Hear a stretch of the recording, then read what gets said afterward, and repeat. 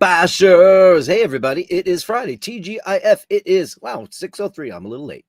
It is Friday, April 4th. How are you all? Are you all watching the return of Who Needs a Drink? Some of you probably are, but you'll be over here soon when the big guy shows up. Great to have everybody in the room. My name is Dirk. If you don't know, this is the iBashers Network. Congratulations to the one and only Louise. Fantastic. She got Basher of the Day for the very first time. For the very first time. Anybody who has my solo record will know that song. Love for the very first time. It was the single for my record. It went nowhere. Maybe it's because I'm a heavy metal singer and I had this funky groove. What the fuck was I thinking? What was I thinking? Love for the very first time. I was playing with a black guy, and he's like the best musician ever, but he's so funky. He's like, yo, Dirk, you need to funk this shit up. And I'm like, what? What do you mean? He's like, I gotta teach you some funk, bro. You too white. I was like, I am way too white, bro. This guy, by the way, is probably the best rock musician musician overall. He can play any instrument in the world. His name is College Superstar. He's incredible. And this guy can play anything. Prince, Jimmy Page, Bach, anything. He can play everything, and he knows it all at the top of his head. Plus, the circle of fifths is like a joke to him. He just knows theory like it's going out of style. But how I got into that, I don't know, because it's the very first time for our very own Louise. I'm so proud of you. Fantastic. I love that this thing became a big thing. And this was all because of a couple of bashers, former great basher Nick Sisto and Dave Fahrenheit 451 and Dino. They started this whole little Basher of the Day thing. And see, the Basher community, it's your show. I just hosted. That's what happened. And it was pretty damn cool. So congratulations to you, Louise. And Ray, congratulating her. Hello, Louise. Hello. And her partner in crime. Partner in crime. I'm just going to do Hitman songs, Jerk songs. Hey, Dirk, Oshin, and the Bashers. Yeah, he'll be here in a little while. Guinness makes us angry. I thought that it took a couple of tries to get that thumbnail to look kind of legitimate because ChatGPT just upgraded its DALL-E thing, and it takes a really long time now to render the images. And I kept feeding it pictures and saying, no, it's got to look more like this guy. He looks more like him than I look like me. But anyway, that's fine. I don't. Who cares? Who cares? Who cares? I don't care. Who cares? Who cares? Nobody cares. Then we've got Ray, who says he's hungry. What are you hungry for? Dino says, the Lord, thank the Lords. We have a new number one basher. Sorry, Dave Fahrenheit 451. Congratulations, Louise. I hope you get to number one for a few days. Well, he did 3 in a row this week. 3 in a row. All hail. Because that's just crazy town. I doesn't sleep. He's a vampire.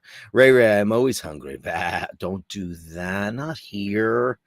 We don't eat baby animals. I don't eat any animals at all. For those of you all know, I'm a vegetarian. I have been since I'm a wee boy. But I'm not one of those vegan dickheads, and I don't. I'll go to, like I said, I'll go to a steakhouse with you. But don't eat baby animals. Don't do it. Louise says, good evening, Dirk, and all the bashers in their proud Irish flag. Anybody watch? Speaking of proud Irish, Navan Man, Pierce Brosnan has a new Guy Ritchie series called Mobland. I watched the first episode this afternoon. It's very odd to hear Pierce Brosnan try to speak in a Kerry accent. And I don't, off the top of my head, can't give you the barometer on a Kerry accent, on how legitimate it is. Because I'm so used to his kind of Pierce Brosnan's accent, because he's lived in London and He was James Bond, et cetera, et cetera, et cetera. Has become kind of watered down over the years. But now he's speaking with this kind of very, I guess I just don't know Kerry that well. Anybody watch it? And what do you think of his Kerry? Does it sound great? I don't know. Congratulations, Louise, from our very own Melly C. Happy Friday, Dirk, and all the Bashers. Congratulations to Louise. Indeed. Cheers to you, love. Having a bit of a coffee. I'm back to an espresso cup today because I busted out the gigantic Joe LaFaro white wine glasses. Because tonight I'm going to be having a Bourgogne Aligot. I'm drinking a white wine tonight. I do have ice on the side, and I forgot my seltzer. So when the big guy comes in, I will go get some sparkling water because I can do Sligo easy. White wine straight for me is just not a thing. I just don't like it. I don't like it. I like to spritz it. I just like to spritz it and blowy boy.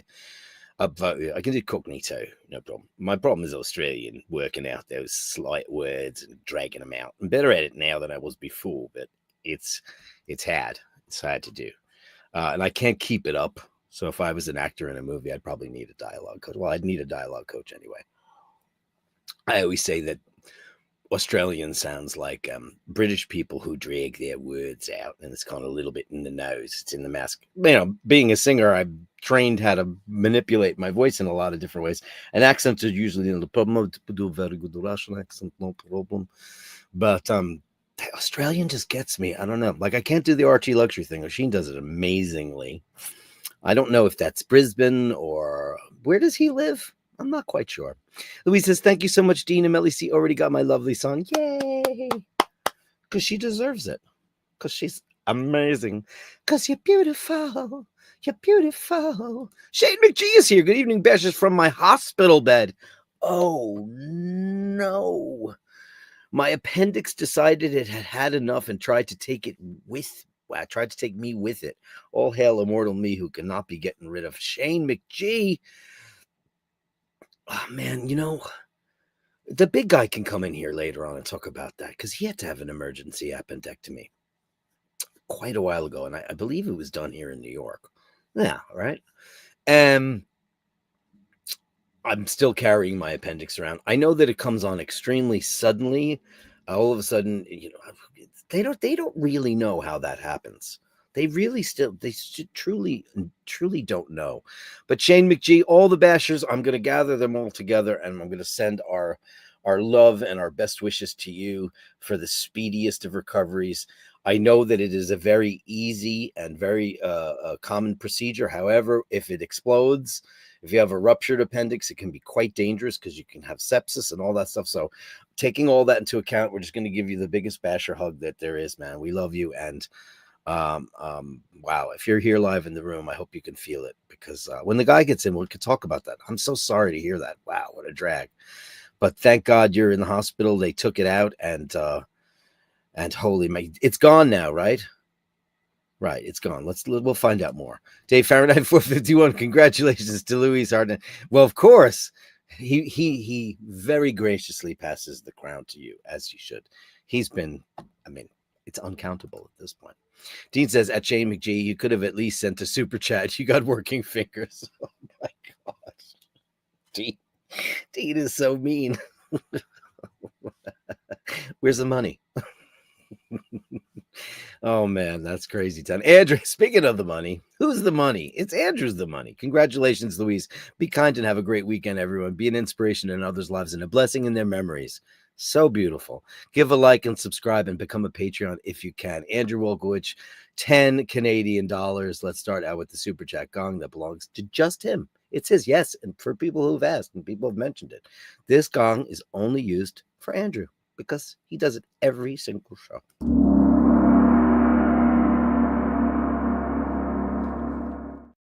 And I mean every show because he's the best. Shay McGee at Dean. I was dividing up my estate before I pulled through, so Dirk will not have to wait. Oh, I'm in the will, and Dean isn't.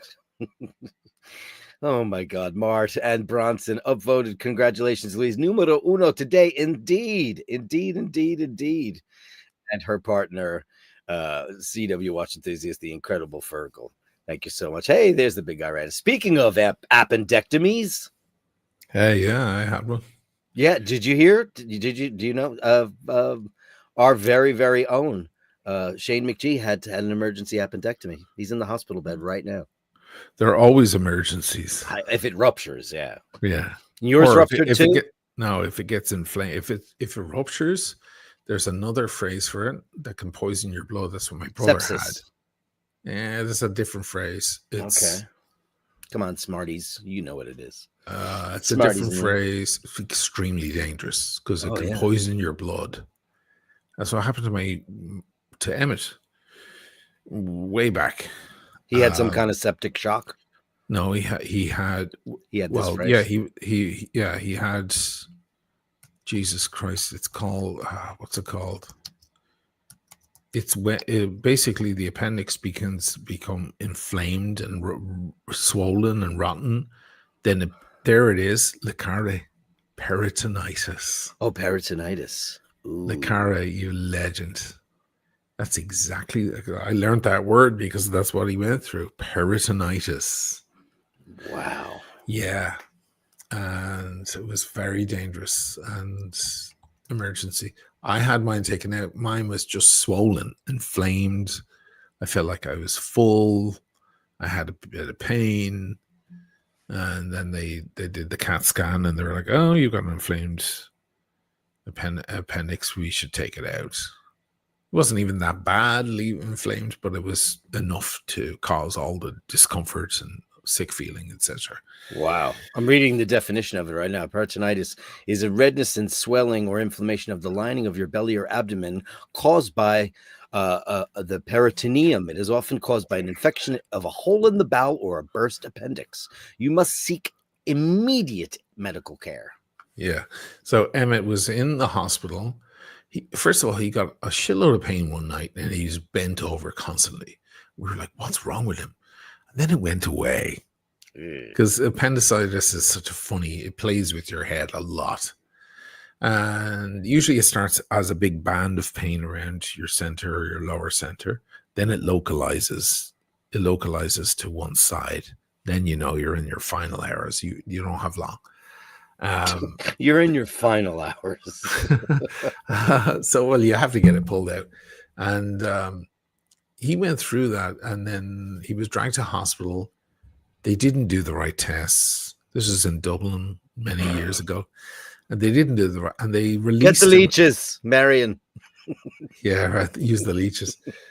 And he was sitting waiting for his final, when they give you that last piece of paper. And he was waiting with my mother, and the pain started coming back and this feeling came back, and he threw up. And there was a doctor walking through the room right there at that moment. And the doctor went, what's wrong with him? Oh, he has a pain here.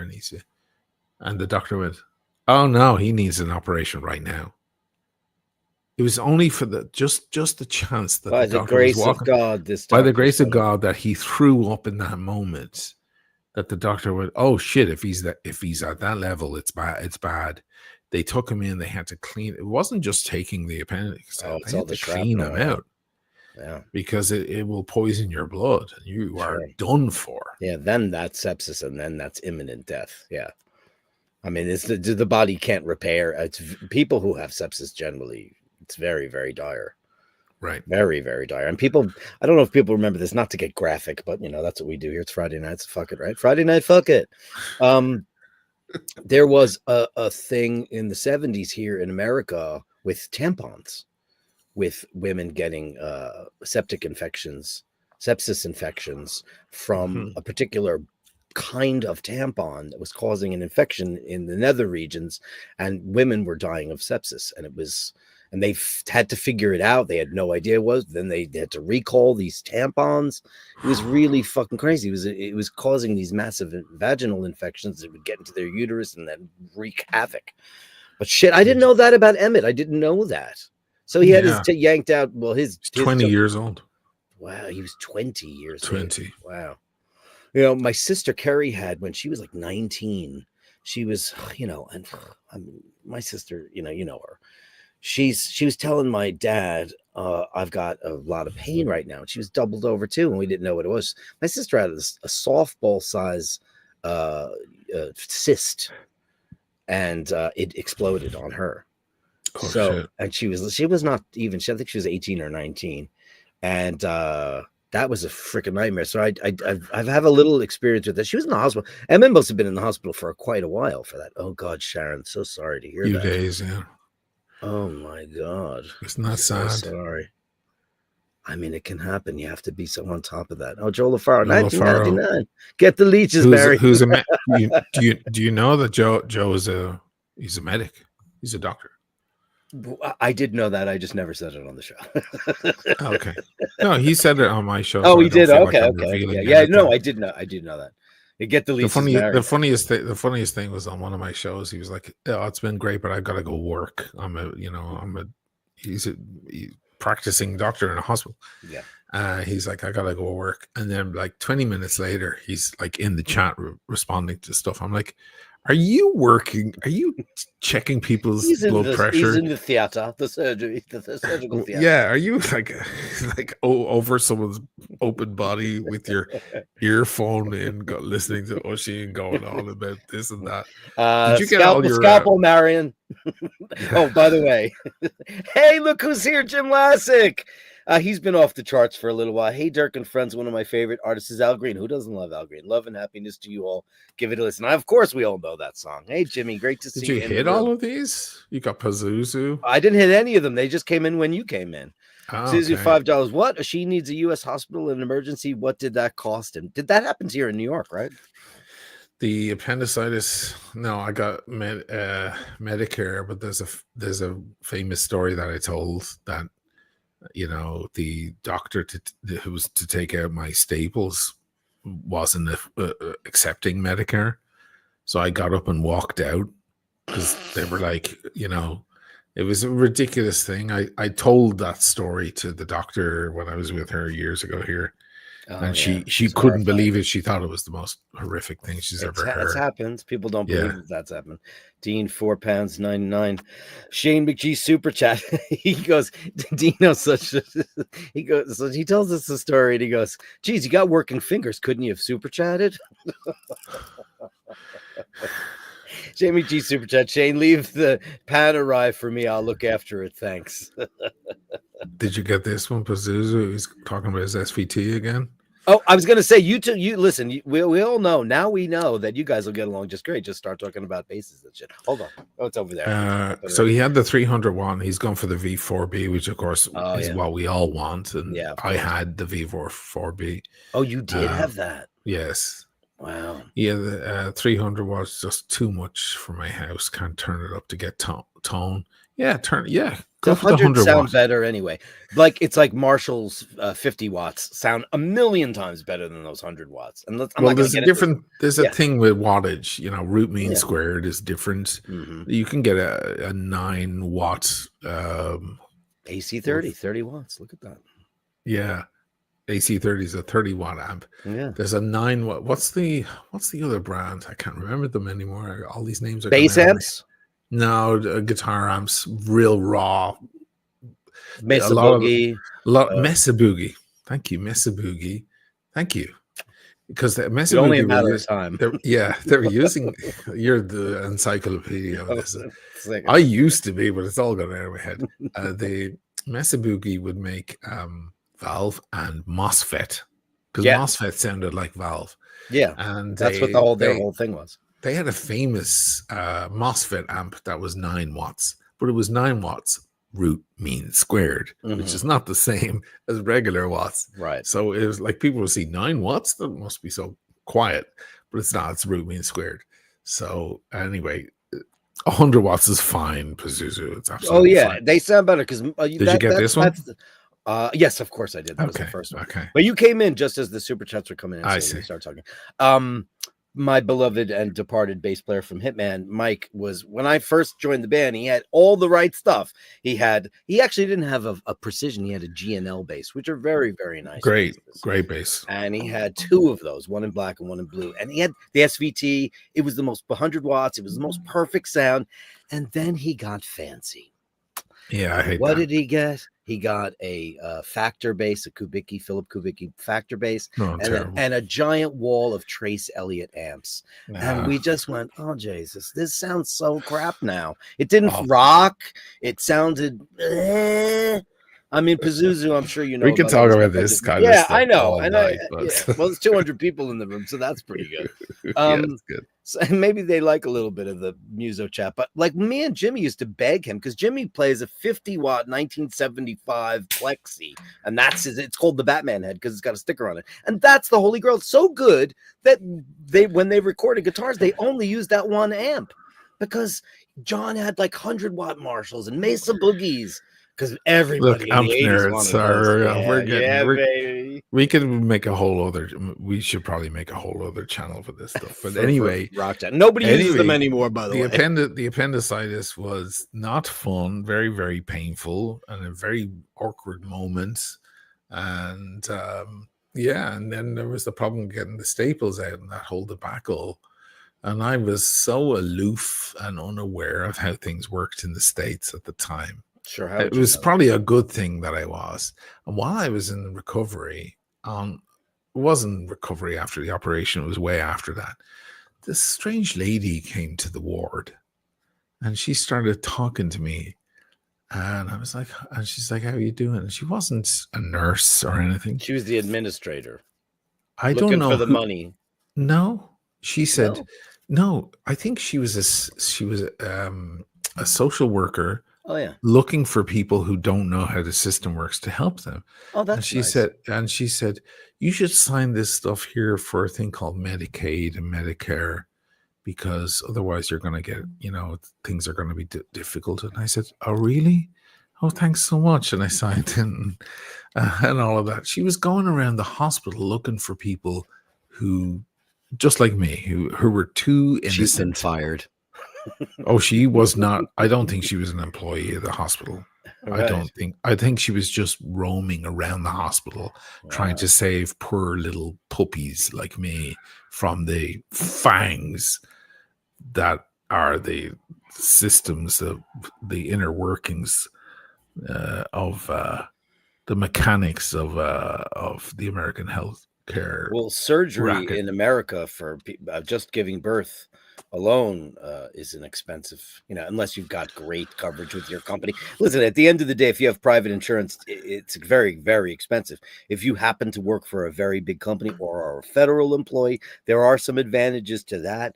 But for the most part, that stuff, I mean, what they bill you is like, here's a perfect example. Many years ago, I thought I was having a DVT, so I went to the emergency room right over at NYU.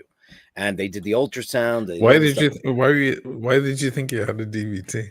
50% hypochondria and 50% I just got off a fight for what were the signs? Because I thought I had one years ago. I felt I spoke to a doctor. Oh, you did? Okay, so what happened? My good friend Yaniv, the Jewish conductor guy. Yeah, his wife, who's a fucking high level doctor, he put me onto her, and she started asking me questions because I had this pain in my leg that was odd and out of nowhere. Was there a weird feeling involved? Certainly, but maybe some of that was in my head. And she's just like all great doctors. They're all doctors. Just they come in with the real info and they shut you up with your super paranoia immediately. Yeah, sure. And that's exactly what she did. She's like, do you have swelling around the ankle? Where is the pain on the front or the back of the leg, etc., etc.? So she kind of put my mind at ease. In the end, it was nothing. I think I was drunk and strained the back of my fucking knee, climbing out a window in Chelsea the night before. I Were you leaving because her husband came home? I was racing. I was jumping out the window with my underwear on. And there I was going, I think I have a DVT. I've got a DVT. It wasn't a fucking DVT. Yeah, but you know what? Better safe than sorry. Yeah, sure. So because that goes to your heart and your, Oh, your lungs. If it hits your lungs, you're gone. Yeah, it's not good. Yeah, yeah. I had this. The only way I can describe it was it felt like a thrushing. Like I felt like I could feel blood moving in my leg. You know, you don't feel your blood moving unless you're doing a hyper thing. But this was weird. Anyway, it turns out it was nothing. And the woman said, and I'm not kidding you. She asked me to sit down, and I sat down on the chair, and I tucked my leg behind one of the tines of the chair. She's like, that's what it is. You're compressing your leg. It's creating pain in the back of your calf. And because they say one of the ways you can tell if you don't have any swelling is just to lift your foot up, your toes pointing up. And if it hurts really badly, then you should go to a hospital. Oh. So this is also 50% hypochondria. But you definitely have the New York hypochondria, but I like it. It used I like to be the New worse. York hypochondriacs because why? If you have any ailment, they open their bag and they have a fucking pharmacy in there. Oh, it's like when you helped me in New York when I had that terrible fucking flu thing. And we saw each other at Pete's Diner, and you came over with a First of all, you got the other stuff, which is great, but you also had your own stash. And you were like, here you go. Well, not exactly. I kind of said, I don't feel so good. I need something. Yeah, but it was that. But then you had your own. You had your 800 mil ibuprofen. Oh yeah. Oh, backup shit. I got the aspirin, the ibuprofen. I've got the naproxen. I've got everything in the. So when I was with that, what was that girl? The older woman. Anyway, Laura. She was like that. She was the classic New York Jewish hypochondriac, and her bag was full of everything. Like, you need a Xanax, she's got it. You need this, she's got it. She's like, the whole bag was full of backup reserves, and it was fantastic. I love that. Wow. Yeah.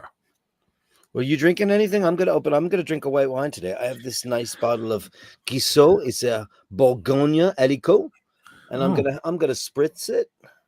Maybe I'll just pour it. Yeah. I'll just pour it. Don't spritz it. I know. I'll pour it at first. See if it's decent. Well, no, I know it's decent because it's nice. I mean, so don't white Burgundy. So I got this. So Fontana Freda is a pretty well-known Barolo here. Oh yeah. And I was out in the Lido the other day, and I went into that Dispar or Conad that they have out there. No, and they have this bottle for 21 euros. Well, yeah. 21. That's about €8 cheaper than it is on the online stores that are cheaper. I'm giving you all the fucks right now. So I just grabbed a bunch. I love that supermarket. It's my favorite. Absolutely fantastic. That place, they have like the meat station, the fish station, the bread station. That store is amazing. Yeah. Yeah, Scotty loved Mary Poppins medical bag. Yeah, Mary Poppins. Joe's like, you're 90% hypochondria. Yeah. 90%. I actually, Joe, just because, now that everybody knows he's a doctor, my old GP, not the one that I love, the guy before him, eventually threw me out when I was in my 20s because I had every kind of cancer. I thought I had everything. And he finally said, you're wasting my time, yours, and everyone else's. And he said, I don't want to see you anymore. Get a new doctor. I was Woody Allen to the hilt. Yeah, you had that New York. It's a New York thing, baby. I know. I don't so much anymore. I mean, a little bit. You transferred it over to Laverne, rest her soul. As we do. But you transferred it over. My entire TikTok is full of videos of people going, my cat vomited. I'm running to the vet's going, oh, great, another hypochondriac. Hypochondriac's cat vomited on the floor. Cats vomit on the floor all the fucking time. They do, but like I took Laverne to the vet a lot, and it was justified. She had a short esophagus, so she was a vomiter because she ate too fast. She did not eat like a lady. She would blah blah blah, blah. And then I kind of relaxed on that whole thing. But I'll tell you the one thing: in 2013, when she caught a mouse and she got poisoned by it, which is what I'm convinced happened to her this last time. Everybody was like, oh, just relax, let's see how she's doing tomorrow. Had I not done that when she was 2.5 years old, she would have been dead, because I got there and they had to give her 3 blood transfusions because they said she's riddled with rat poison. So Yeah, 'cause she has So, the it pays to be a little bit of a hypochondriac, just a little bit. it's Cheers, hard to everybody. know. It's hard. Yeah, cheers, man. It's hard to know where to put the balance correctly. Oh, God, that's lovely. Oh, my God. Well, then Wow. just have it then. Don't spritz it. Mm, Maybe spritz it later. I'm afraid that my ice cubes aren't good because I made them like a while ago. And, ice cubes in the freezer get that freezer. I mean, it's okay, I guess. Yeah. I mean, ice cubes just in your refrigerator are never as good as when you get them out. Because your freezer's got food in it and it smells and I'm gonna have to freezer drop burn. loads of money on a big fancy fridge for this new place. What do you think I should get? Like a Viking or Sub-Zero or something? No, you're in Europe. You don't need to go that way. No. No, you got choices. Mele. Get Mele. a Bertazzone. Bertazzone is amazing, or miele. Yeah, get one of those. First of all, the energy is completely different there, as we all know. So they're Right, it's higher rated volt. for that and all that Yeah. stuff. So I would those No, I'm Vikings. not going to import one from America. I'm going to get a European one. Do they sell them over there? Like they sell the big American trucks? They don't need to. They go all out over here. They have the top shit here. Yeah, but they never had the big American fridges until kind of recently. Or the big wide ones? No. Yeah, the big double door. They do now, though. They do now. They do, yeah. Because They everybody with the glass fronts and the computer. Who needs a computer on the And door? the of ice fridge? dispenser on the front of the fridge. That's very American. But the Italians are getting a taste for it. They're getting a taste for it. There's nothing wrong. There's nothing wrong with borrowing from the other culture. No. You know, No, America was like, everybody should learn all the best shit stove. from each culture. You know? Big car, big fridge, big gas. More. Yeah, but sometimes the American stuff is very practical, very pragmatic. Ooh. Like some of those cars in America put the seatbelt on when you close the door. That's amazing to me. You step into your seat and you close the door and it puts your seatbelt on. Sure. I'm like, that's fucking progress. No, was that invented by the Americans? Though? I think it was Chevrolet. Toyota came up. I think it was Chevy. I think it was Chevy. Wow, we're on the opposite side of the fence today. Because I'll never forget the first time I saw that. I went, wow. Because when I was a kid, there were no seatbelts in the 70s. Like there were seatbelts, but nobody used them. Italians can learn pragmatism from the Americans. Speed it up, hurry it up, make it more efficient. That's what the Italians can learn from the Americans. The Americans can learn style and class and quality from the Italians. The Italians can learn basic pragmatism from the Americans, because the Americans are all about make things more pragmatic.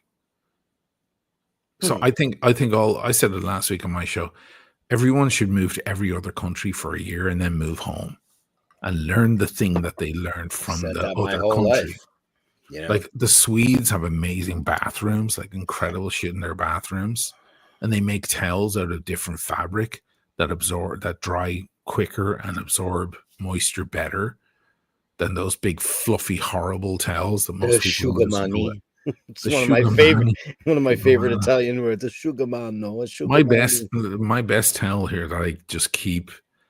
I mean, I have so many towels, but one of them is my favorite that I just grabbed last minute at IKEA years ago, and it's still my favorite towel. And I need to order like 100 of them. I keep forgetting, but the IKEA towels, there's something. They're just dry. The absorbency. Oh my god, they're fantastic. And then there's this floor mat that they use. That's a piece of stone. Oh, that dries immediately. That dries immediately. I've seen that. Like in Ireland, people use these horrible floor mats that just get all gooey and you're stepping into a marsh. It's disgusting. You got to wash that thing every day, and people don't, right? They don't wash it very often at all. At all. This stone thing, you step on it and everything just disappears into it, and the stone naturally dries out by itself. Yeah, it's some very, very hyper absorbent kind of material. Everyone needs to take the Turkish have this lemon water stuff that everyone has everywhere in their house, including the bathroom. Everyone needs to learn how the Turks, especially Muslim countries, they know how to keep all the shit downstairs in check. Everything downstairs is clean. Yeah. Muslim countries are just the most clean in the world with that stuff. We all need to learn from them about that stuff. Well, I've always said, because let's face it, Americans are known for their personal deportment because you go to Paris and people, underarm smell on the fucking metro and all that stuff. French need to learn what deodorant is. Oh man, do they have? But they've got parfum though, and that's great. Now I don't understand why, and I've said this before on the show, so I'm not going to beat a dead horse. I don't know why the bidet has not completely taken over here. Why not? Now we have the Japanese toilet everybody's buying, and that has a built-in bidet in it. Yeah, the Irish need the bidet as well. Everybody needs a bidet. Everyone should have that. Everyone. Oh my God, the job is not finished when you get up from that thing, kids. You must know it's not. A bidet is the most magical thing ever. The Italians are horrified that other countries don't have bidets. I know that they are. I've discussed this with Paul, discussed it, Stefania, and she goes like this. Because it makes no sense. No, they're horrified. I'm just gonna wipe some paper and I'm pulling my drawers up and I'm ready to go. No, you are not. But the Americans have a lot of very fucking cool shit too. Everyone can learn from everyone else. That's all I'm trying to say. Of course we can. Of course we can. But here's a big bang boom. I didn't do any things for you guys, so I'm going to give you a big bang boom for all those nice super chats.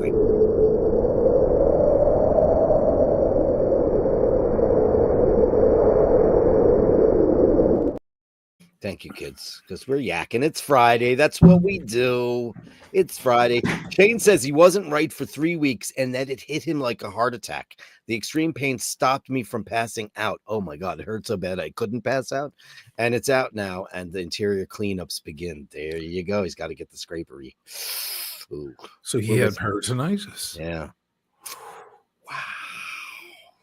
So is he texting from his hospital bed? Jesus Christ, man. He's watching the show in his hospital bed. Thank you. I feel a little honored because think of all the boring hours in hospital. It must be great to be able to tune into your favorite. Yeah. And we'll talk about you for an hour. And he'll get all the love back from all the bashers. Because if you see, I'm surprised he has signal. Hospitals over here, they don't have internet signal in the hospital. They block it out. There's like Julie, when she was in the hospital, she had like 150 down. It was amazing, the Wi-Fi there. It was one of those NYU Langdones. I guess if you have the Wi-Fi, that's one thing. But I know that cell signal you can't use because I was sitting in the ER there 2 weeks ago, and it was there was nothing. All bars were gone because I was in that area, and they're like, "No, this is restricted area. You can't have cell signal here." Yeah. Here they have some signs on the wall, no cellular past this point. Okay. When you get into radiology, I guess, and all that stuff. But I could go in there. Why? I've got a milk house. Scotty Love. They call him Scotty Love. I was on the phone with him yesterday. He's a super cool bastard, of course. Never let a doctor come into your room to check on you in an American hospital because they're there to bill you. Yeah. Billable hours. Hey, look at this. We have a person named Whole Milk. Probably someone from the hospital to make sure the hospital gets paid. I've never seen it. But is that a Mets shot? I think it is. Very nice. He's talking about the woman who came around to see me, and Joe LaFaro earlier confirmed they're hired by the hospital. Oh, they are? Okay. Yeah. I guess to expedite whatever problems might come down the pike later on with billing, because billing is a big thing, no matter what you do. Anyway, after that DVT thing I told you about, I was fully insured, not a problem. Right. And I had this doctor, and she was like, her name is like Myra, and she was talks like this, and she's like, so what's going on here? I have EKGs. I mean, I had to shave my chest to stick those things on me. I have 2 big holes in my chest. Yeah. And they go, you want us to just do a little bit of the whole thing? I said, just get rid of it all, because then I won't look like a weirdo. Anyway. I look like a weirdo right now, but I don't give a shit. You keep your shirt on for a while. And so she's talking to me. She goes, well, what recreational drugs do you use? And I said, I don't use drugs. And she didn't believe you. She didn't believe me. Believe you. And then she grabbed my leg and she stopped it because I do this. I tap my. You were saying this last week. Yeah, or whenever I was saying. But anyway, that's not the story. But a month later, I get a bill from her And it Right. said she's not affiliated with the hospital, the attending doctor. She has a separate billing system. She had a separate billing system. Yeah. And Yeah.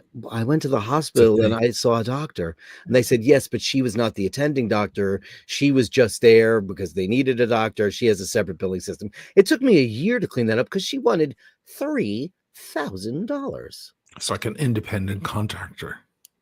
I mean, for what? For the 65 seconds I had with her? I mean, it was just over a minute of conversation, and then she was gone. And it was three for the. They threw it out eventually. I was like, why is that person there? That's like anybody off the street, like, oh, taking your temperature and your stethoscope. It's so funny that they'll try it, and Oh, if you deny it or you contest it, yeah, then they'll let it go. Then they'll let it go. But if they're it just works, trying their chances, depending on what kind of person you are. Some people just don't want the headache of contesting anything. Yeah. You know what I mean? Some people are hoping in the restaurants that you don't complain that your dish is actually cold and you just want to not bother with that, sending it back. I mean, it's the do same you send thing shit back at restaurants? all the time. I'll do it if there's I'm a something sender drastic, backer but guy. for the most, I don't. I mean, I wish I worked in a restaurant forever, and it does. By the way, people, if you send something back, no one's going to spit on it in the kitchen.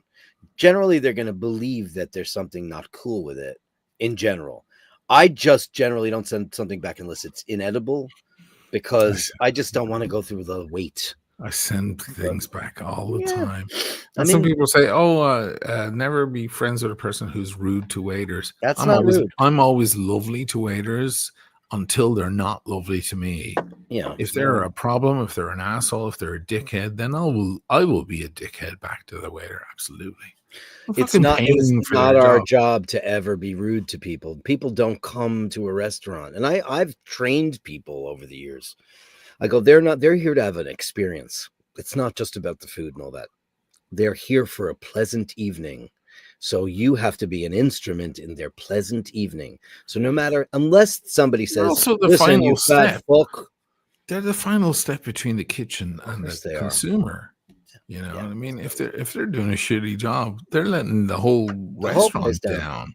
You walk out saying the restaurant wasn't good, not because the food wasn't great or the ambiance. No, because Tiffany was a bitch. Yeah, because Tiffany had a bad fucking day, or John had a bad day.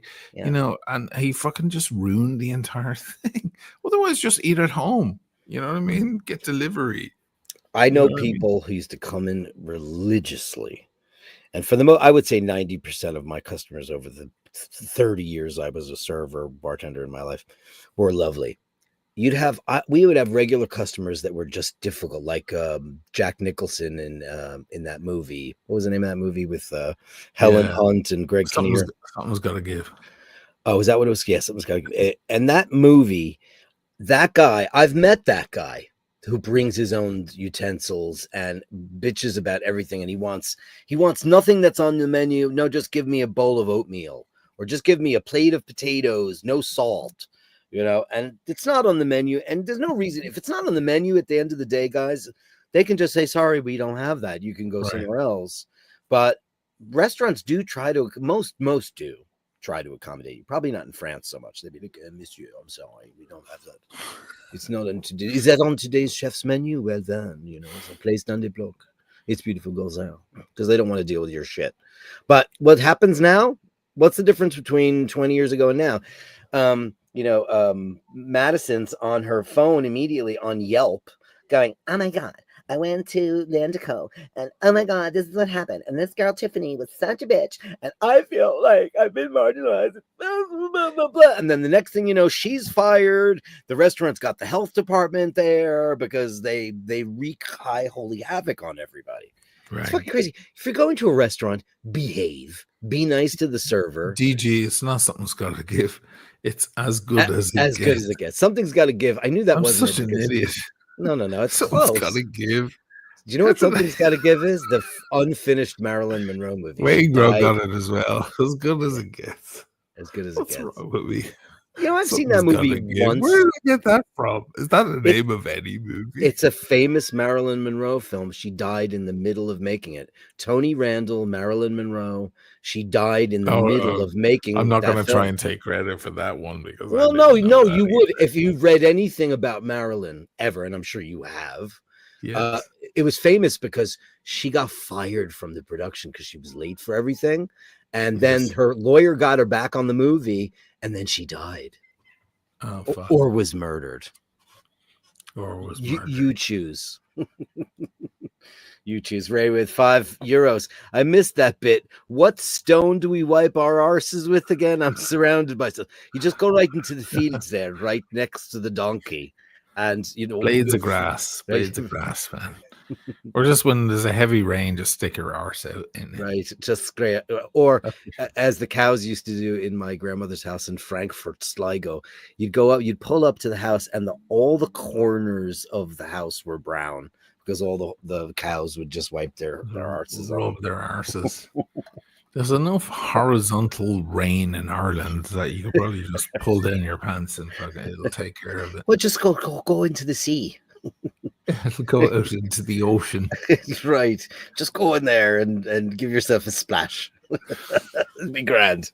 It'll be only gorgeous. I mean, hey, that's what they did back in the day before they had soap and sapone and asciugamani and before they had any of those things. What do we have before soap? What was before soap? We were filthy animals. That's what we were, but not the Muslims. They've been cleaning them, and the Far Easterns. They've been Well, let's cleaning face it. themselves very well. 1,000 years long ago, time. everybody smelled bad. We just couldn't smell it because we all But the smelled it. Japanese didn't have that problem. The Japanese assimilated earlier than everyone else, like 3,000 years before everyone else. I mean, They look at were us as very astonishing. primitive creatures. Even today, we're big ugly ogres to them. They're very kind of refined people. They are very refined and Yeah. very elegant, and Yeah. everything that they do is perfect. Did you ever Yeah. see like we didn't have the opportunity to do the big Japan tours or any of this stuff, but all my friends have. And they would get approached by lots of young girls outside their hotels because for some crazy reason, Japanese fans know when you're at the airport or hotel. And they would have gifts for the band, and they would be beautifully wrapped in like Can you imagine? colorful paper, everything that like the records you buy in Japan, the books you buy in Japan. Yeah. It's the best quality paper. Hey, listen, seeing as we talk incredible. about watches a lot, the secondhand watches, used watches in Japan are extremely high quality because they're mint condition. And the Japanese so many wear cool their Rolex, only. Yeah. They really curate it perfectly and don't ever scratch it or beat it up or get any shit on it at all. They're amazing. It's actually a great market for watches. And it used to be, not anymore. It's expensive. And I was just talking about this with Jimmy yesterday. Back in the day, all the musicians, when they went on tour there, used to go and go to the Ginza and they'd go buy all the guitars because Japan had a company in Japan called Orville.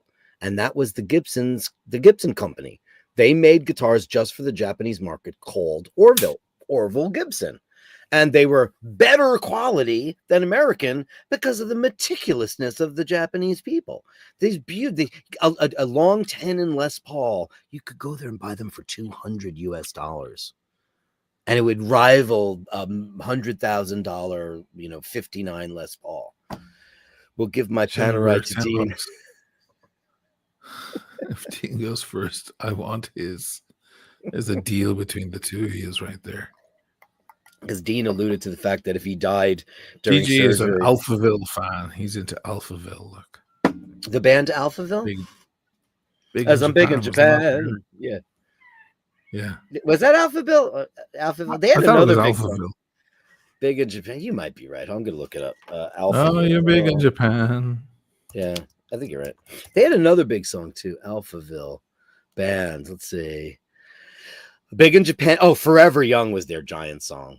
Forever Young. Forever young. I That's wanna still be that's all forever over. young. They're earning a lot of money right now because they're Yeah. all over all over social media. Forever Young. Oh God. All right. Isn't Because it clever? they're doing AI morphs from people who Who are dead? are old or dying or dead Yeah, into when they were young. By the way, Val Kilmer. I know. Now, do we know anything about what happened, or Yeah. was he dying of cancer or something? Oh, Did he he's been know? ill forever. Oh, he has been ill for a long time. He was in the new Top Maverick. Gun, the Yeah, Maverick with film. he's got the voice thing. He had 2 tracheotomies.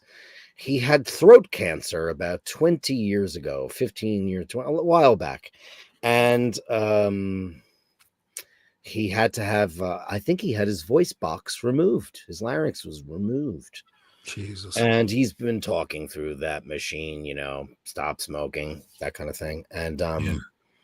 he's been ill. He's been off and on. The cancer's come back. So yeah, I mean, I Gary thought, said it was pneumonia that took him out. well, sure. It's always pneumonia. It's always pneumonia. Pneumonia's gonna get you every time, right? That's what kills everybody who gets AIDS. It's not. It's amazing AIDS. you can be in a hospital under intensive care and pneumonia will still kill you. Yeah. Isn't Do you that remember crazy? when that? What was the name? Joe. Like a lot of us drop dead because of cardiac problems or pulmonary problems because we're at home and we can't get to the hospital fast enough. If you're in the hospital, it can be fought. Sure. But pneumonia in many cases cannot be fought. That's scary. What's the name of that acronym virus that started in hospitals? It's a super bug that was killing everybody a couple of years ago. Joe, I'm sure you'll know off the top of your head because COVID-19. No, not way before that action. Because think about it, like under intensive care, people were dropping dead. There was nothing they could do. Yeah, it's just like we went through a crazy moment, guys. I mean, yeah, when you think about it, like people talk about the plague. We went through that in a way, right? We went through an incredible part of history. Version, yeah. It didn't last 40 years, but I'm trying to remember the name of that superbook. Pazuzu says, and this is very, you must be young. I don't know how old you are, but department stores wrap your purchases on the spot in front of you when you buy something. The cashier does it in Japan. Guess what? They used to do that here.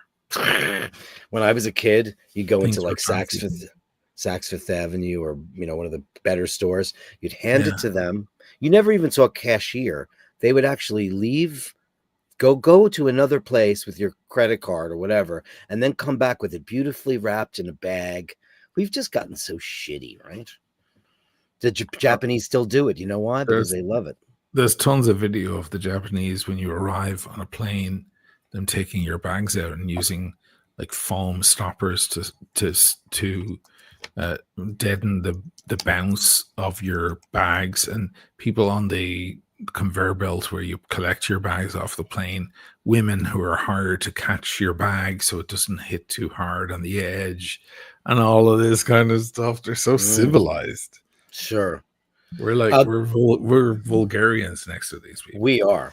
The thing I was thinking of, guys, is MRSA, the methicillin-resistant Staphylococcus aureus. That's the thing that was killing everybody, and it was born in a hospital. It is completely resistant to any form of antibiotics. You guys, look at Keith Beecham. He got it at the same time. Scotty Love got it too. C. diff. That's a bad one also. Yeah. So, like, what the fuck, people? My God. It's terrible. And we got, you got that already. And then Dean with $9.99. Shane, no problem. You get the panel I watch if I kick the bucket. It's a good deal. That's a good deal. Yeah. Paul's friend his childhood friend is in from Greece. Mm-hmm. And I could probably find it on my messages. So he goes to me. So he's staying at Paul's mom's house. And so Paul wanted to stay over there and hang out with his buddy. And I was like, oh, cool. And he goes, what do you think of this? And hold on, I'll get. Joe says it's not a virus. MRSA. It's bacteria. It's bacteria. Yeah, you're correct. A virus has only one purpose, and that is to kill the next cell. You, yeah. Can I blow this up? There you go. So he sends me this. And Paul Ward. It's a little big for him because it's 44 millimeters. But here's the picture. Wait a second. Entire screen. There it is. Window. That. Wait, come on. Can I blow that up? I can't. Come on.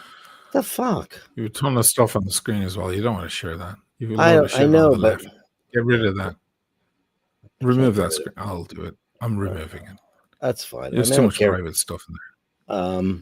Why can't I blow that picture up? Anyway, it's a beautiful panorama.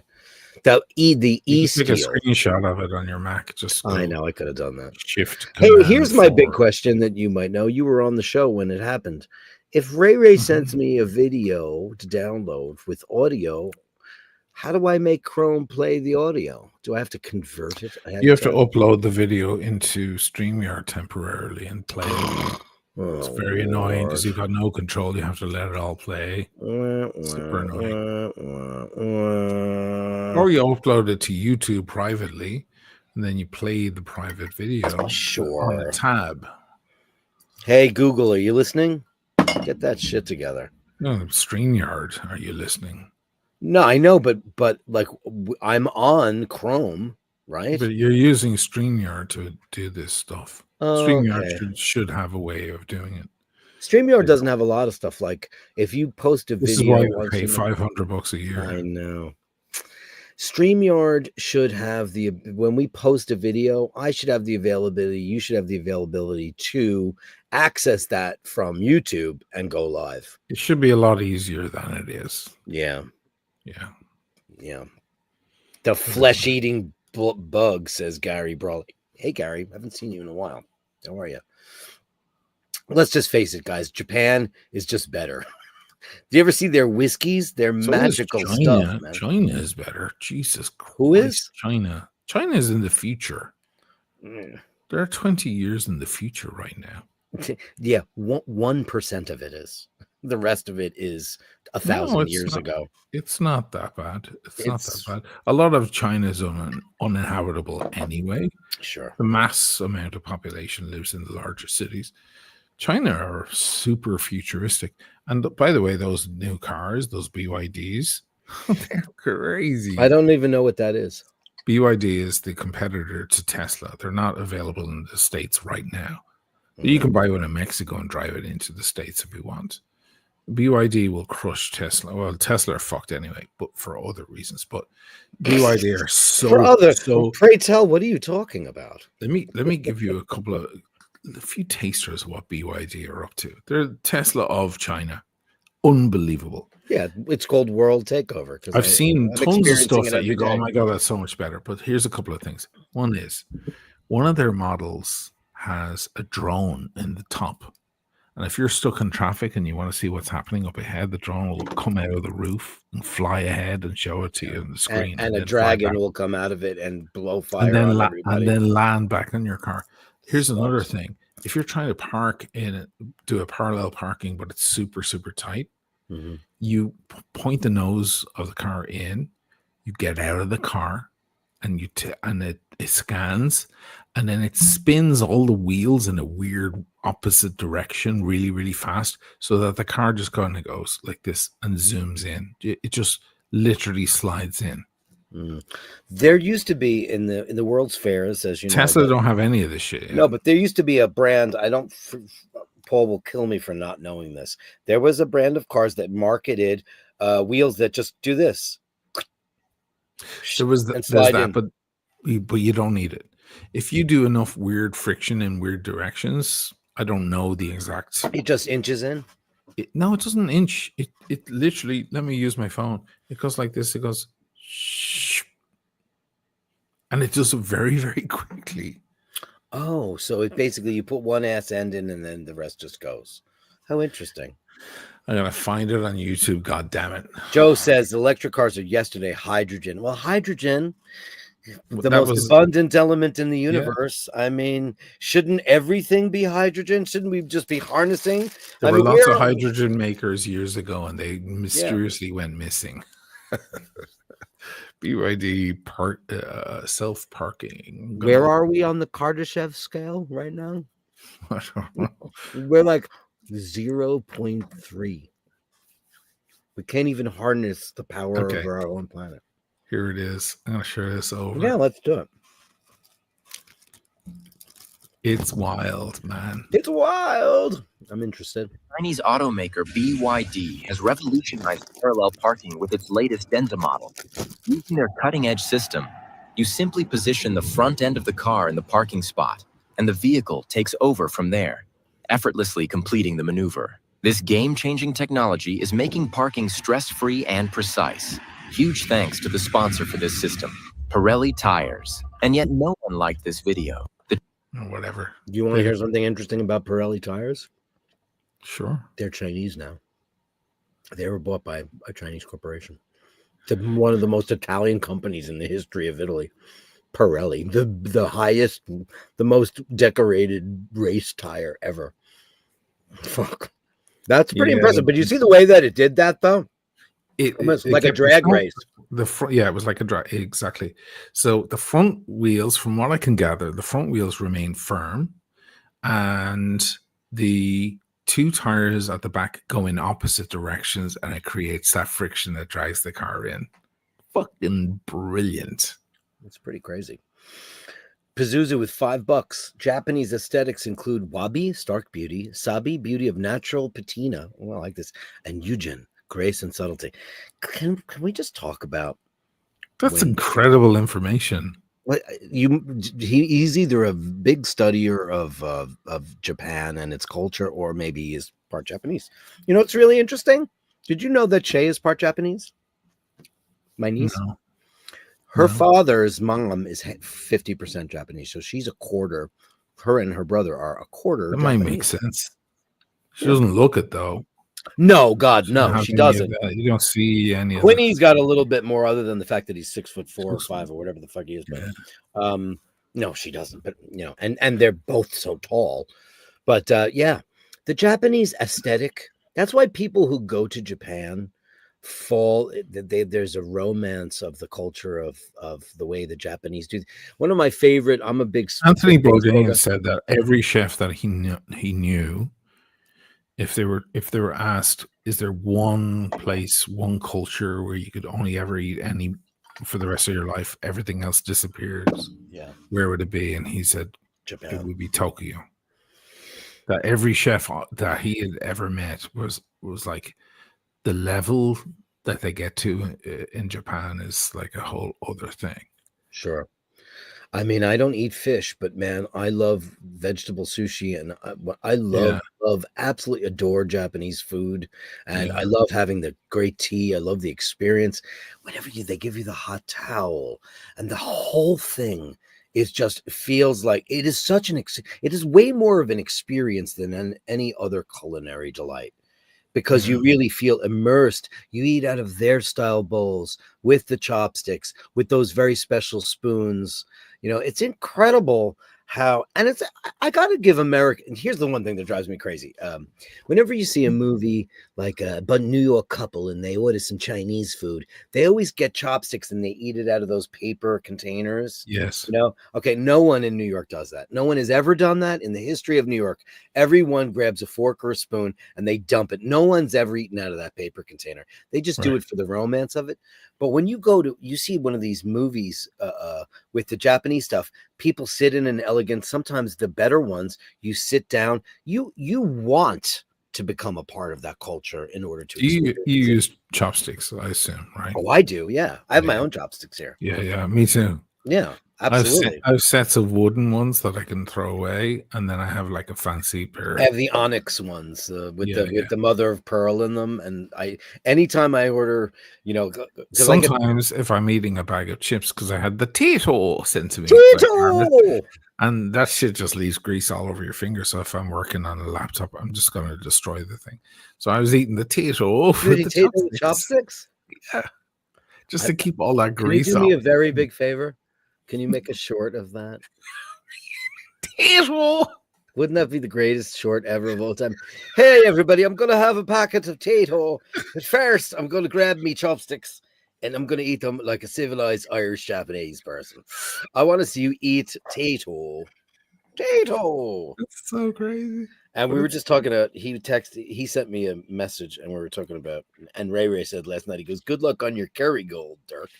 But not only that, but in New York, I go to this place that he used to go to, we all go to, called the Butcher Block. And we go there for our fix because we need shit. And that's where I go for my Lion's Gold. That's where I go for my Coleman's mustard. That's where I go for my all my stuff. And the prices are going to go through the freaking roof for all that stuff. probably. And Kerrygold's already expensive. Yeah, Hideous, probably.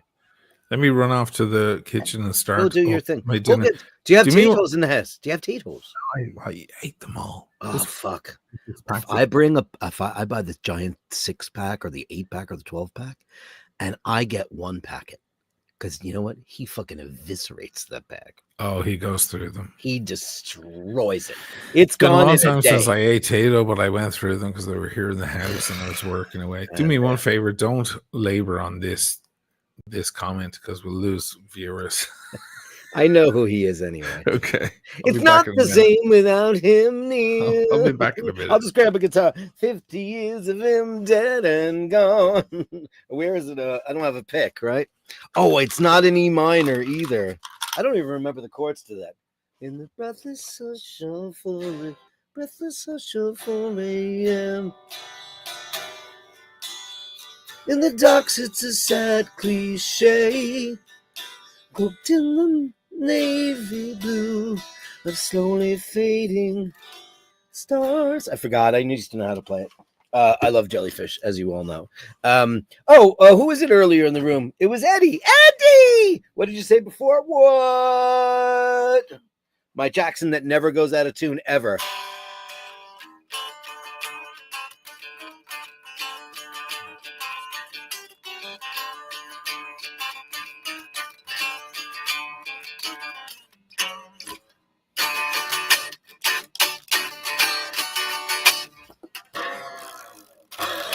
Never. This thing is 40 years old and it never goes out of tune. Look up my Paul Stanley beat up, Flying V, Ramsey Rhodes. Greatest thing ever. I used to know how to play that song, the Glutton of Symphony. The Glutton of Sympathy, which is my favorite Jellyfish song. And I won't belabor the point because I made him sit through both of those albums. Do you know that? Boko wa Hatonodo Nijon Nihonjin. Wow. Right. You know who so many American musicians have gone there. Marty Friedman and the incredible why can't I remember Paul guitar Paul, amazing guitar player. They went to Japan, they married Japanese ladies, and they assimilated into Japanese society, which is incredible. And then both of them speak amazing Japanese. Paul Gilbert is one of my favorite guitar players. That guy's incredible. Vince Fine Arts, yes. What's your favorite? Hey, let's just annoy Asheen. What's your favorite Jellyfish tune? Mine is definitely The Glutton of Sympathy. In the breathless social 4 a.m. Ray. I saw that quote earlier, and it's funny because my Jackson was right over there, and I just didn't have a minute to grab it. And I thought, this is the guitar that never leaves my wall and never gets played. But 40 years later, it's in tune. I never change the strings, ever. This thing doesn't go out of tune. It's got the very first Floyd Rose ever made. It's not the fancy one. It's the original one. I had that put on when I was like 15. Crazy. It came with a different tremolo. It came with a stock kind of Fender tremolo. Play that funky music, white boy. Play that funky music right. Way down to boogie. Play that funky music too. That's Wild Cherry, right? That was the name of that band. Incredible. Hey, time flies. Play a song, Dirk. Soon. I'll do it with Emmett. I'm one of those guys that, if I have somebody like that at my side, no problem. But for me, on my own, I have to rehearse before I do shit. I'm just too self-conscious about the way shit works out. But with Emmett, we just wing it because I trust him because he's so freaking amazing. You know, and it's like, I know even if it doesn't come off great, the only thing we did the last time was we said we wanted to open up with Humanity by Scorpions because that's from a record we both love and nobody really knows that record. And I said to him 5 minutes before the show, I said, let's open up the show with the first verse and chorus of Humanity. And he's like, let's go. Boom. You know, not pick a key, none of that shit. Just play it in the original key because a lot of the time, you know, Jellyfish tunes down to E flat.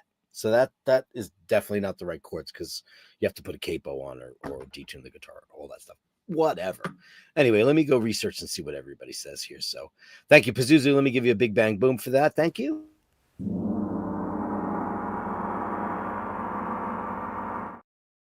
Thank you so much. And Shane, how are you feeling tonight? Are you feeling much, much better? Or how's it going? How's it going? You're in the hospital now? Bye. Oh, that's your favorite. Wow. Do you know that almost made the first record? Do you have all the demos for that? You do, right? I do. I have all the demos for that. I probably have them right here. Because these are CDs. Because I don't listen to Jellyfish without online. Come on. Did I put these away? I would never do that. There's spilt milk. Belly button is there. I just can't see it because the corner of it is funny looking. Yeah. We talked about that too much, and then we went elsewhere. Man, you and Emmett smash tunes left and right. Yeah, but listen, I was just telling the gang, I was like, she goes, play a song. I was like, and when Emmett gets here, he's coming here this month. We're going to do another show. And we're going to bust. Did you go on about fucking Jellyfish? You lost like no. I played the first verse of a song called A Glutton. By the way, these are not Pringles. These are different. I will never understand the Pringle because it's not a thing that I ever liked. I don't like Pringles. They're weird. These are good. These are local like things. Press board. I don't get them. And I know Europe is mad for the Pringles. I don't get it at all. Yeah. Oh, Scotty Love, you're already picking up requests. The beauty of the Emmett thing is we're completely unprepared. We just you know, and it's unapologetic. Like, you know, people, you know, who was making fun of us for busking. It's not like this guy is the mastermind behind the busking thing. We're doing it on purpose. We want to do it. It's like we're not. You think, like, you know what you're doing? You're song trafficking us, Machine. No, we do it. It's a great. I'm not. I'm just in the background cheering. No, I know. No, but didn't you know? Didn't you know that the don't you know? You don't know because you don't care and you don't watch. Oh, the haters? Yeah, they said that you're pimping us out as a circus. They think I'm a lizard alien from. No, Jupiter. you're the dragon, which I think is kind of fun. Like, he's the dragon. I think lots of things. They're like, oh, he'll never get. He's not allowed in America anymore. Then I'm like, totally in America, and they're like, next subject. So can I just say, I mean, we opened up the can of worms and it's funny, and this will be on the show, and that's fine. I was fascinated by the fact that they were obsessed with what's in your storage unit. Like, why would anybody care what's in your storage locker? A dead body, perhaps? Former lovers? But it was like there were shows dedicated to the fact of like, did he go to the storage locker? Why is there no coverage of the storage locker? He said he was going to the storage locker. Why is nobody talking about where's the coverage? Unfortunately, it was a lot more boring. Than... I went with you to the storage locker. Yeah. And it was a barrel of monkeys. I got on the step ladder and I helped you do this. I mean, it was funny. Anyway, Baby's Coming Back. That's Con Air's favorite. That should have been a giant hit. I made this guy. Remember when I made you sit through both of those records? I was like, I'm going to sit through these records because I'm sick and tired of you fucking talking about them. Oh, Walker's Cheese and Onion. I'm not gonna turn anybody down for the Walker's Cheese and Onion, Sharon. But can I just say, and you know I'm a Lions man. I've always been a Lions man. I'm a Lions man. I've always been a Lions man. I love King's chips as well, but I have to say, the crisps, of course. Yeah. But the Kyo's crisps are the most really magical shit ever. Well, I sent you that interview with the guy, didn't I? Yeah, did you watch it? I did. Yeah. Yeah, I was pouring it out. Amazing business, and now it's like Kyo's crisps are on airlines and everything. but These are great. they are by far. You put one of those Kyos in your mouth and you go, oh, that's a thing. That's that spring onion and cheese one. Jesus I Christ! started bringing home different flavors to me ma when I was back there in Does Ireland. she like them? I don't know if she tried them, but I kept coming back with different packs going, I want to try this because it says, weird, various different flavors. I was like, oh, excuse me, I want to try this. Yeah. I tried it, some of them are a little too weird, but overall, they're very high quality. I think it's about the marketing as well. The bags are very luxurious looking in comparison to a Tato bag. Well, I mean, listen, Tato. It's Tato. It's just Tato. Conair says Tato cheese and onion in the north are filth. They're filth. Did you know that they were filth? They're filth. They're filth. Did you not know they're filth? You know what? But sometimes you just want to be filthy. That's the thing about that. Because I love a King's Crisp, but now that I know about Kyos, I'm obsessed with them. And I can only get them in the one joint here. I have to go to that Irish place, and they are the fuck sold out because everybody and their mother is clamoring for them. Oh. And it's like the last time I told you guys the last time I went there I filmed a little bit of it. It's on one of my shows. I went into the butcher block and I said to the guy, hey, where's all the lions? And he goes, oh, I don't think we have any lions. We've got Barry's. And I'm like, horror face. Right. And he's like, oh, let me talk to Liam. Hold on, he's in the back. Liam's like, there's a box in the basement. Do you want it? I'm like, yeah, I want it. Give me the fucking. So he went in the back and there was like 40 boxes, a crate filled of Lions Gold Label. And he's like, people aren't asking for that anymore. He goes, Barry's is more famous. Went, oh, Jesus Christ. It's more famous. Pazuzu, I've got an older. Back to the gear chat. I have an older 81 Charvel Sandemus. You'll lose the crowd. You'll lose the crowd. Floyd Rose, I'll be quick. Original tremolo. The original tremolo without the fine tuners, amazing. That shit's incredible. And that's people don't realize who Charvel is. Dirk, what were those crisps from the Kyos? That's the one we're talking about. Kyos, there's best. Kyos. Work Market carries where's Work Market? Joe, where is that? Carries Kyos. And Ray spells it correctly. Yeah. Kyos crisps. Kyos. Just Tato's for posh cunts. I kind of agree. Ray. But I kind of agree because it's so posh good. wrapping.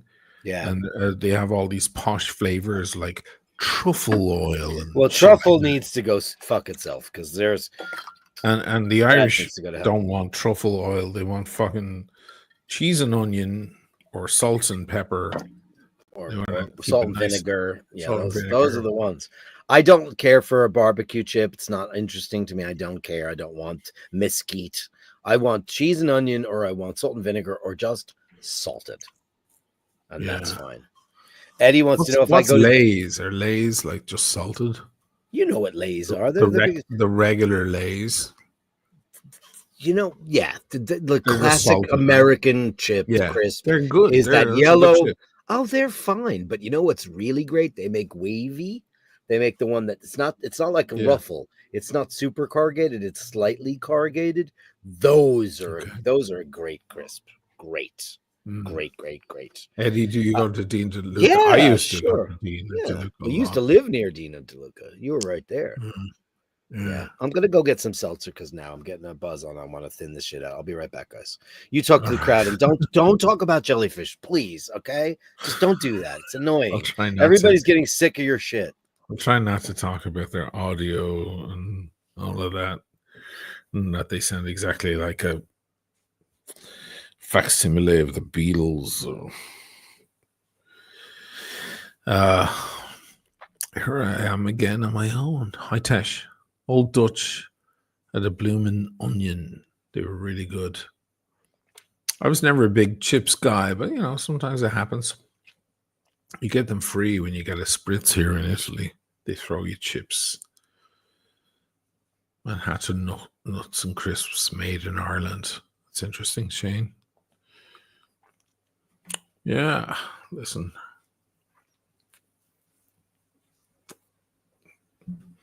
It's nice. But they're doing so well, Kios. They're a booming business. They're like nomadic watches. Jesus. Nomadic are going from stride to stride. It's astonishing. They just purchased a new headquarters store and everything. Like, wow. They're selling watches.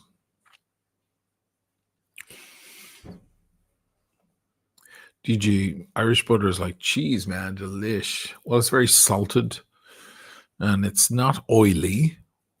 You know, you get salted yellow butter here in Italy. Italians know nothing about butter, really. But it gets oily and strange. You leave it out on the counter, it gets oily and odd. The Irish butter doesn't. It remains kind of creamy. You know. GG. First US nomadic customer here. Really?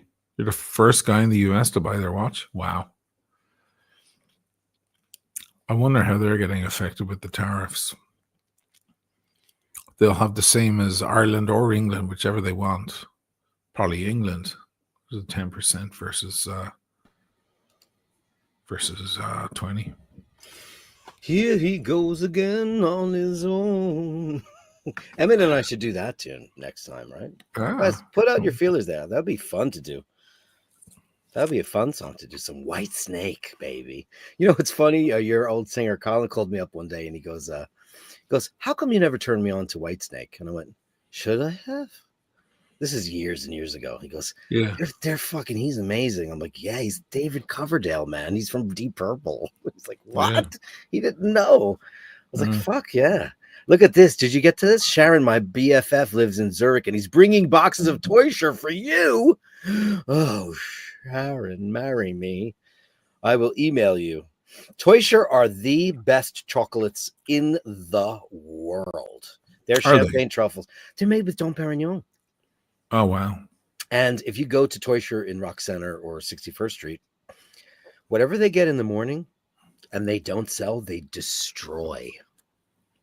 They don't give them away. They destroy them. Oh, that's kind of cool. I like that. Because they're not fresh anymore. They come in on some... They don't want to harm the brand. Yeah, they don't want to harm the brand because Toysher is so amazing. And the funny thing is it's like $16 for 4 little champagne truffles. And each bite is just some kind of orgasmic experience. They're amazing. And you can get them in milk or dark. The dark are just, oh my God. We'll be back in a sec. Yeah, and... So in the 90s, when I was touring with the band, we flew out of Zurich to go home.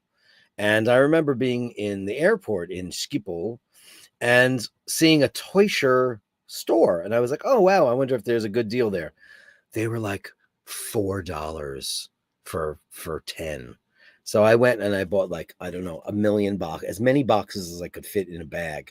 I bought a new bag to put Toysher chocolate in because they were the most, and I gave them out as gifts because I had been gone for so long. And I was like, I got to bring some stuff back for the folks. And it was pretty amazing. Toysher, if you've not had them, they're amazing. The Dragon Whisperer. Yeah, $2. Oh, that is excellent. Let's give you some cowbell because that's very rock sounding. The Dragon Whisperer. Whispers and screams. It's not hard to write heavy metal lyrics if you're trying. Sea salted. Yeah, of course, sea salted Goose Hunter. Old Dutch had a bloomin' onion that was really good. I know when I was up at Niagara Falls a couple of years ago, we went to a Sizzler Steakhouse, which I think is famous for making that bloomin' onion thing. Got to be careful with warm seltzer. It will explode in your face. And seltzer is a very New York thing. It just means carbonated water. And I had one of those bloomin' onions, and it was the greasiest thing ever. Manhattan nuts and crisps made in Ireland. Don't know that, Shane McGee. How you feeling? Let us know. Keep us updated on all that. McCoy's crisps are nice. I don't think I've ever had them. Kerrygold crisps, is that a thing? Tell me they're not making crisps, are they? Irish butter is like cheese, man. I mean, listen. If you went into my refrigerator right now, you'd see I've got 5 bricks of Kerrygold, salted, because unsalted butter is for, to quote my friend Emmett O'Malley, he says, is for sociopaths. And that's for sure. President butter. You know, I got to tell you, Goose Hunter, when I can't get Kerrygold, I absolutely 100% buy the President. The price is always good. It's like $4.99 for an 8-ounce brick of that stuff. It's very good.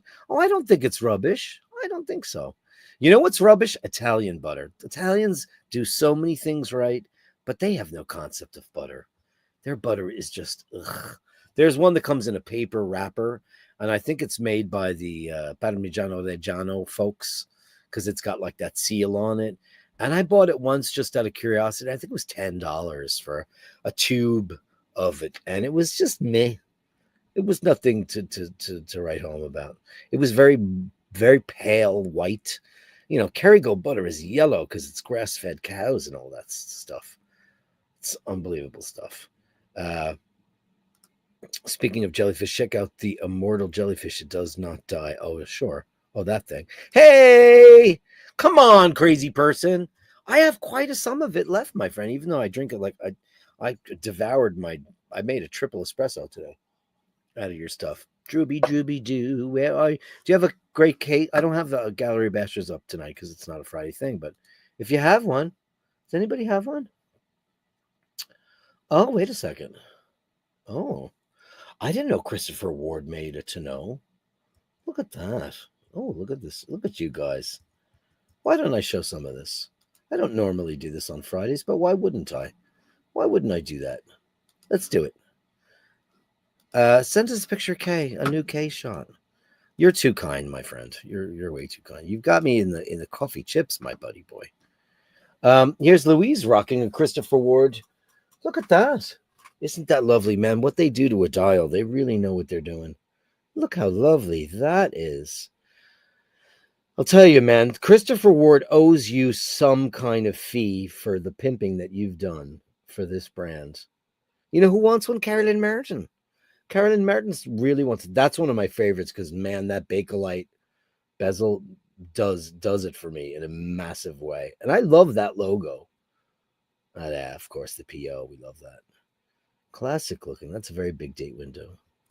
And then for the other shot, you sent me a bunch of shots. But nobody would be adverse to seeing some K shots. Oh, those are the same ones. Is that the same ones? 2 of 2. Hold on.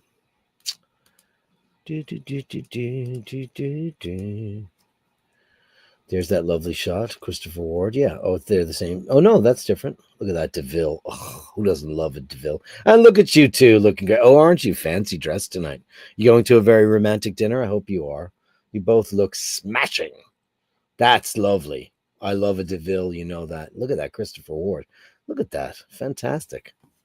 It's great. I'll keep that up in case anybody wants to show some stuff. Not a problem whatsoever. Doritos and guac. What more do you need? Yeah, but Doritos are flavored though, my friend. I mean, the only Eddie, don't get me wrong. I will destroy about a bag of nacho cheese Doritos when I'm in the mood. It's very rare that I ever do that. But sometimes I'll be in the store and I'll see one. And even Cool Ranch, and I've said on the channel that I do not understand ranch dressing. It's not something that computes to me whatsoever. I've tasted it. I went and I bought it, and it was disgusting and tastes like it's off. But Cool Ranch Doritos are delicious, but nacho cheese Doritos are. But I don't know about with guac though. Can you have a flavored chip, or does Doritos? Oh, Doritos. Are those Doritos? Does Dorito make the one that's just a corn chip? I don't know. I don't know much about that. I don't know. Daniel Gutierrez says, nice CW. Brand new shampoo, Dirk. Avoid infections, and I'm sailing home. Brand new shampoo, huh? Avoid infections. Dirk, what are your thoughts on the Watches and Wonders conference? And would you what am I going to do there? You know, I think my question is, what do a lot of people go? I mean, the main guys, I get it, but like the ancillary folks, just going there and doing content. I mean, if I could make it interesting, would I like to go? Sure, I would love to go. I'd love to see that and meet some folks and look at some amazing ones. Go straight over to Vacheron and Yeah, because my favorite brand doesn't participate in that, and they do what they want. Would I go to it? Yeah, I would go. I would definitely go to that. Sure. I'd want to dress up and do something nice though. But Sorry I, about I that. yeah, no problem. I watched a lot of W&W Watches and Wonders content. I'm like, I don't know what half those people are doing there, because it's just Yeah. like I just don't get it. It isn't. It should be for like the Teddy thing blew my head It's off. like Nam. Yes, it's Nam. It's exactly what it is. It's It's like Nam. it's Nam in LA when you go there. Like, you, man, I'm a guitar player. I mean, I gotta say, hats off to Teddy Baltasar for getting the nod from Rolex. Holy shit, that's Yeah, like that was getting cool. fucking knighted, man. Like, that guy got to go to the symposium and learn about the movement, because not only did he get to do a hands-on thing, but my Mhm. God, the he had all of the knowledge. Like, he spewed it on And the he show. clearly had the watches Oh, days ahead of announcement. clearly. That's massive. Clearly. Do you know about Nathaniel's new boyfriend? Oh, he has a cat. He got a cat. Nathaniel had Okay. in 1990. We're gonna party like it's 1990.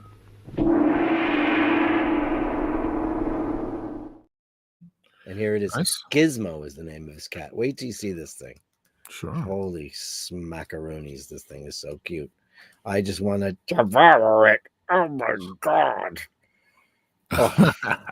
With the tongue out and everything. Oh my God. That is not a rag doll, baby. That's a Siamese, my friend. That's Siamese, right? Yeah. Because they told him it was a rag doll, and Paul and I were like, hell no, that's a classic with the blue eyes. Yeah. Holy shit.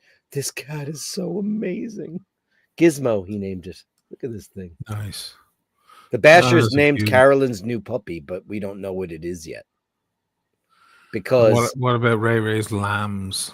he named them Dino and Dave Fahrenheit 451. No way. Yes, he did. That's incredible. That was incredible stuff. Jim Patterson, you're bad boy. He goes, if only Baltasar had an iota of personality. He doesn't have much riz, that's for sure. What does that mean, Riz? What does that mean? Charisma. Oh, charisma. Mm-hmm. Oh, now I know. I Or hear if people I'm eating, I have to eat. I haven't eaten dinner. go eat your thing. I just had a peanut butter wafer before, and that was delicious. Congratulations. I can't say enough about this, Nathaniel. I said, this is going to be Beautiful. the best relationship you ever had in your life. Yeah. And you know what? What can I tell you? If I could have traded Laverne for Paul, I would have done it. Joe LaFar, if you watch Teddy's Land Dweller video carefully, you realize he never had the watch in hand. Ooh, he just used the video and pictures of it. Oh, is that true? Did he not put it on his wrist, Joe? He just had the info. Wow. Wow. But very well edited to make it look otherwise. Well, obviously they Wow. invited him, though, because he had all that. Oh, did they not? That's interesting. Oh, God. Do we have a controversy now? Is that what happened? Did he? Oh, gosh. Joe, I think he just started a whole... He's just a YouTuber. He's a big one. He's a big one. Good one. But, I just feel like Rolex are above all of that. So do I. I mean, Rufus says, I think he did have the watches from when I saw Nico Leonard's video. I did watch a little bit of Nico's video because, car crashes. We like them. And he was walking around the place and he didn't have any. All he did was he had a custom watch made for him, and he didn't have any inside. And he's, I believe, the watch, isn't he the guy with the most amount of subs out of all the YouTubers? Oh yeah, by far. By far, right? Yeah. I think Teddy's only just over 1 million. A lot of those are bought as well. Well, there's that. Who was I talking to? I was talking to somebody the other day, and they're like, I said, listen, if I went and I bought 50,000 subs, which obviously I don't do that kind of shit. But if I did it, one, it would create a lot of good gossip. And two, it does, if you don't get in trouble for it, what it does do is it makes YouTube's algorithms start spewing you out to other people. And you do gain traction. A lot of people, I'm not going to name names here. I'll let that guy do it. But at the end of the day, a lot of people have bought subs and views and stuff like that, and it has over the long term helped their channel out. It's just not something I would just like. I think I always feel like the store thinks I'm shoplifting anyway. I don't think it's going to help your channel. No, I don't think so. I think no. Buying fake subs is not a good idea. I don't. By the think way, it is either. I picked this up. I was out on Lido. Let me get rid of it. Hold on, one moment, please. Full screen. And I went to a little place that I like to eat. Why did that not go? I'll do it. You do. So I was at this place I like to eat. It's across from Gran Viale. And it's lovely in the evening because the sun hits it right there. It's okay food. It's not great. But they have lovely homemade hot oil. Oh, you went there before, right? Yeah. That was the place you went to. Yeah, and I went in to pay, and I was like, can I buy the hot oil from you? Because I got it from you before and it was a bomb. And they were like, no, you don't have to buy it. We'll give it to you. I said, I'll bring back the glass. And they're like, don't worry about it. Yeah, you can keep the glass. They just gave it to me for free. But it's the bomb. And I'm having some steak and peas. Steak and peas. So I'm going to put some hot oil on the peas right now. This beautiful concoction. Ooh, baby. You know who hates peas? I don't know. Because I always have to worry about what people don't like when they come over to sit and have dinner on the deck. But I make peas quite often because we love them. I love Pagliafieno, all that kind of stuff. Right. Dana hates peas. Dana she won't eat them. Dana hates me. So it's added to the fucking list. Anyway, I put on this hot oil, so I'm going to start sweating. Let's see. Is it super duper hot? It's not as bad as the last time. Last time I was getting I was hallucinating. The chills from it. I love that though. God, I love the chills from it. But it has a nice natural kick and a good flavor. Steak and peas. I love a great bowl of mashed with smothered in sauteed peas and onions. Oh God, you just saute in olive oil and butter, some beautiful like Vidalia onions, add the peas, and then pour that over your gorgeous mash. You're done. Salt and pepper. That's like a freaking porno meal for me. I'm out of white pepper. Oh Jesus! I go through. That I go through a thing of white pepper like every week. I put that shit on everything. Should I send you a care package of Trader Joe's white pepper? No, I can get plenty of white pepper here. I'm out of it. I forgot to buy it. Yeah. Because Trader Joe's pepper, because pepper is expensive in the States. I'm sure it's super cheap over there. What does it cost? Everything's super cheap here. Yeah, I know. Do you get it pre-ground or do you grind it yourself? With the white, I do, yeah. Yeah. White pepper, because white pepper is just black pepper without the shell. So I mean, they're the same thing. It's just they take out the outer husk. Well, it's potent. Because it's so concentrated. Yeah. It's 99 cents for a big thing of Trader Joe's white pepper here. It's probably not even that here. I'm sure it's probably 39 cents. Probably. Joe says you're both making me hungry. You know what I'm really hungry for after tonight's show? I think I might go to the market. You know who I was at Corey's last night? I'm rebuilding his Mac. Oh, nice. I'm doing our trick, I'm doing the SSD shebang. And you know what really sucks? This will make no sense to anybody, but I'm going to tell you because you're here. They've got a droopy Mac. Oh, it's broken. The hinge is broken? Yeah, and you know what? I had one of those hinges left over. And about 2 weeks ago, I saw it and I was like, I'm never going to need this. And I threw it out. Oh, boy. And I was like, the perfect person I could have used that for was Corey. Anyway, I was over there and she made a lot of those Macs. His beautiful wife, Carol, made a vegetarian shepherd's pie, which she made with, and we both agreed we don't like sweet potatoes, but she made a combination of like beautiful Yukon Gold potatoes with sweet potatoes and peas and lentils and chickpeas, garbanzo beans, and she made this amazing baked vegetarian shepherd's pie, and it was glorious. Wow. Really good. I could never make something like that because it looks too regimented, too recipe oriented, and I'm such a freaking garbage can cook. You know, I'm so bad at that. But it was beautiful. Yeah, I was over there last night. And his drive was in such bad shape that I said, I guess I'll see you on Saturday. So I'm going back tomorrow because it was going to take a day for it to finish. Oh, Jesus. I know. Sledding makes a very nice disposable grinder with tricolor peppercorns. I've seen the sledding ones. Do you know what I bought? Speaking of, it's funny how we talk about anything and everything on Bashers. My dream, Joey Joe, was always to buy one of those Williams-Sonoma pewter pepper grinders, you know, the really elegant ones that's just the one. So my whole life I went through without that thing. I finally said, I'm going to man up and buy that $150 thing, and I did. It's the shittiest one I've ever had. It sucks. It's beautiful. It grinds nothing. So now when I go to Trader Joe's or any of these places, I just buy the black pepper that's got its own built-in grinder, and I use that shit. Yeah, I use those sometimes too. Because it's like, it's nice having a nice big grinder on the table. I have one, but it's so shitty. Hold on. So I'll go grab it. It's right here. He's off to get his grinder. Hilarious.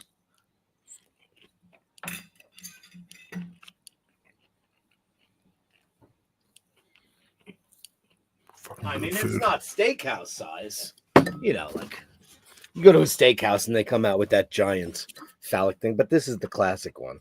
Yeah, nice. The classic one. Right. It's just no matter how I tighten it or any of that stuff. Now, is there a mechanism to take one of these things and sharpen them? Well, first of all, tightening it is not what you want to do. The loosening of it is the sweet spot. You loosen the grinder, and that's where it finds its happiness. Well, but then you get a thicker grind, though. Yeah, you get a nice, big, thick grind. I mean, it looks great when I loosen it. But if okay, it's interesting. Yeah. Those things are supposed to be left loose. They're supposed to be left loose. Yeah. And it comes like kind of banged up because it's pewter, you know, it's a thin veneer. I wanted that thing forever and I finally got it. But pepper grinders are supposed to be shaky on the top because they're left a little loose. You want it a little more fine, then you tighten it up, but then you loosen it back again. That's okay. Oh, wow. Is it working now? I mean, it works. I guess I always figured that if I make it super duper tight, I'm going to get that, you know, because almost like a white pepper fineness I want. Well, you'll never get that out of a grinder. You'll never get that out of a grinder. You have to go. It has to be milled, of course. Yeah. All right. Never mind. It was worth. I bought it 20 years ago. Still a beautiful grinder. It is beautiful.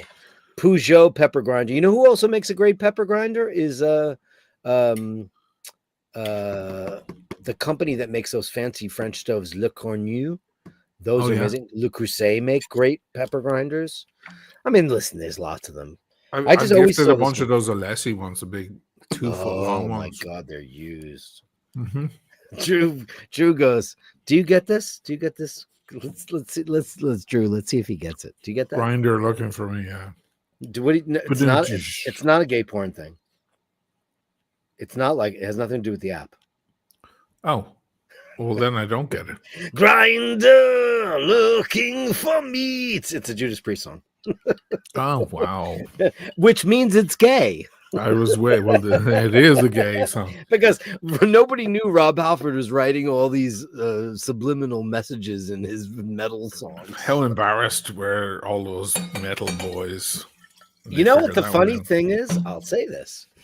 Now, when I was a young, aspiring metal singer and closet homosexual, I'll never forget, we went to go see Priest and Maiden. Maiden was opening up for Judas Priest on their Screaming for Vengeance tour. Iron Maiden were promoting The Number of the Beast, and they were not headliners yet. Wow. They were almost about to become. Within that album, obviously, because that album was huge. And so they were opening up as Madison Square Garden, and I bought the Judas Priest tour book, and there was a picture of Rob Halford, leather, chains, cigarettes, Jack Daniels, and like a really gorgeous girl in a bustier. And I was like, that guy's totally gay, right? This is bullshit. I totally knew it when I was 15. Wow. I totally knew it. And I said to my friend Ricky, who's also gay, and I said, this guy's gay. He's like, fucking, he's the metal god. He's not gay. Stop it. I was like, those songs though, looking for me, looking for love, looking for love. I said, oh, they're all so gay, those Looking songs. for meat. Yeah, looking for meat. Grinder. That's on British Steel. Wow. That's funny shit. Drew B's a big giant metal maniac. You're a metal maniac. Le Creuset. Yeah, the Le Creuset ones are great. Scotty Love says it's Wise or it's Crop. Do you know about Wise potato chips? Wise, yeah. You do. Such a New York thing, though. Yeah. I don't think it's a national company. I think you'd only see that in the bodega.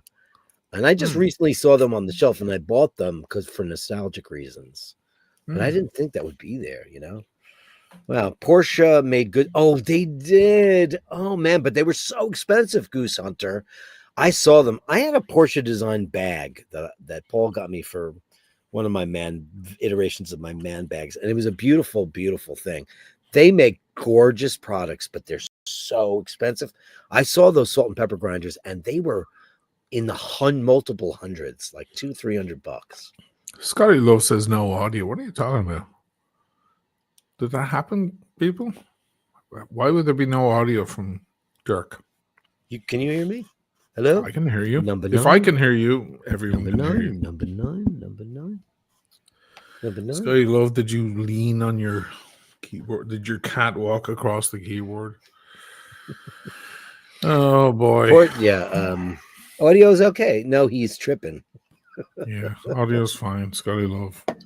They called him Scotty Love. You hit the mute button, baby doll. Yeah, man. That's what you did. So what are you drinking?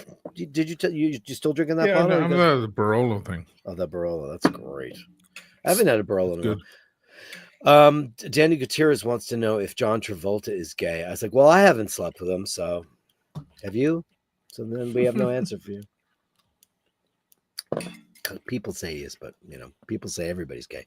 Any chance I can come on with you guys one night? I'm shy, but I think I can hack. I'll behave. I promise. Listen, do you know that I'm starting a new thing on the Bashers to just mix it up a little bit? It's called Meet the Bashers. Okay. It's going to be on Sundays during Sunday Mass, and it's going to be about a 15-20 minute segment to meet a Basher. And it's starting this Sunday. What on Sunday Mass? Isn't that your most sterile show? I'm trying to mix Aren't it the up. Bashers, okay. I'm trying to mix it up. Aren't the Bashers kind of most courageous when they have a few drinks in them? And it's so it should be Friday night? Do you want to come on now, Eddie? If he wants. Eddie, Basherdirk@gmail.com is how it's going to work. Basherdirk@gmail.com. That's Basherdirk@gmail.com. Send me an email right now, and I will return the link on how you could join the show. This is not be honored, my friend, because we don't do this. Be careful. Be careful. But you've proven yourself. To you to be careful. Remember what's going to happen. $5. Two things. One is the person is cringe and offensive, or the other is they're just plain boring, and you don't want to boot them off the show, so you have to let them talk for half an hour, and then everybody goes, "This is crap." Just being real about it. I love Eddie. Yeah, I know.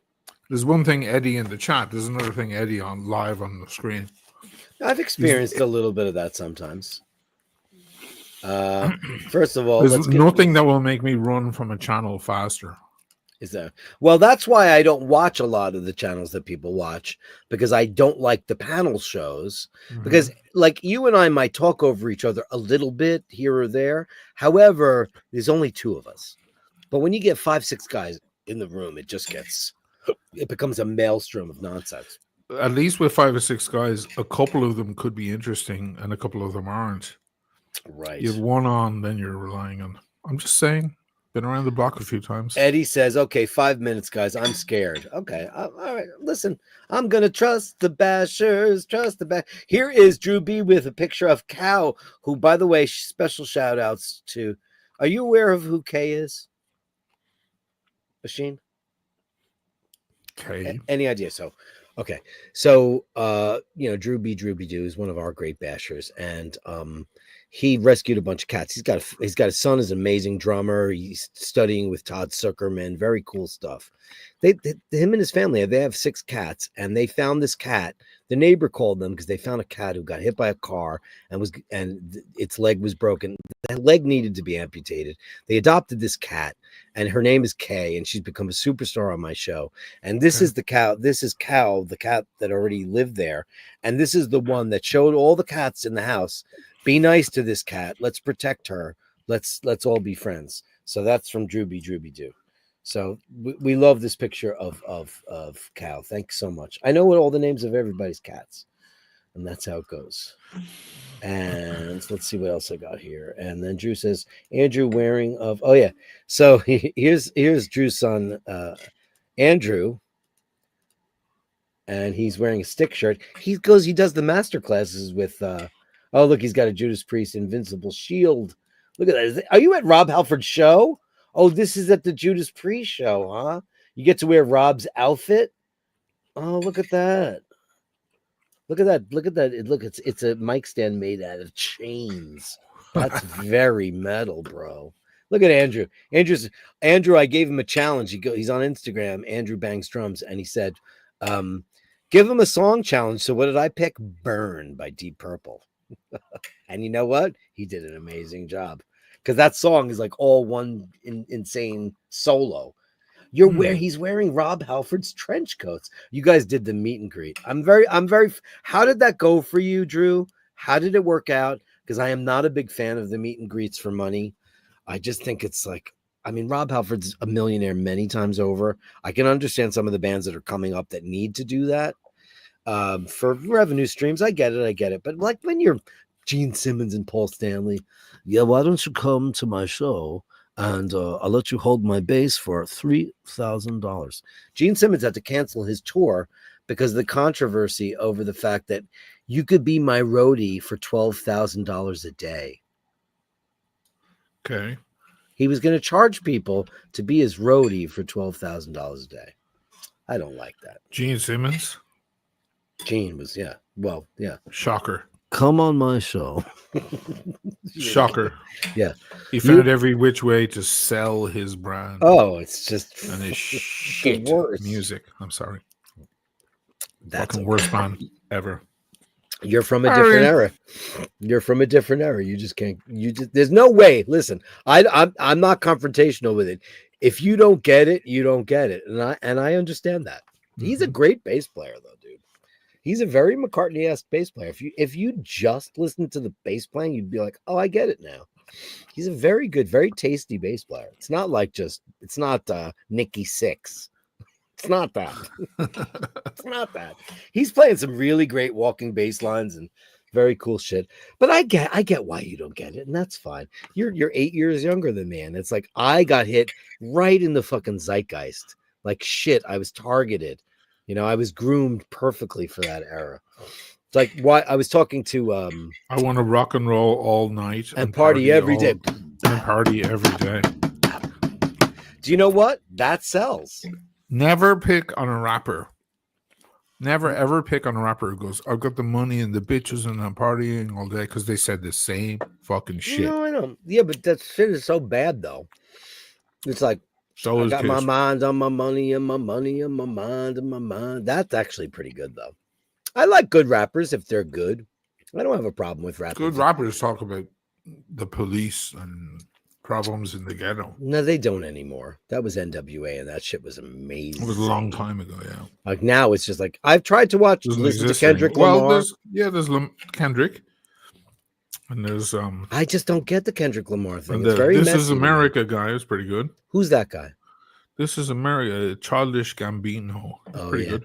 I feel like that guy feels like a Hollywood star to me, doing rap on the side because he's a big actor. He is technically, yeah. Yeah, but it's pretty good.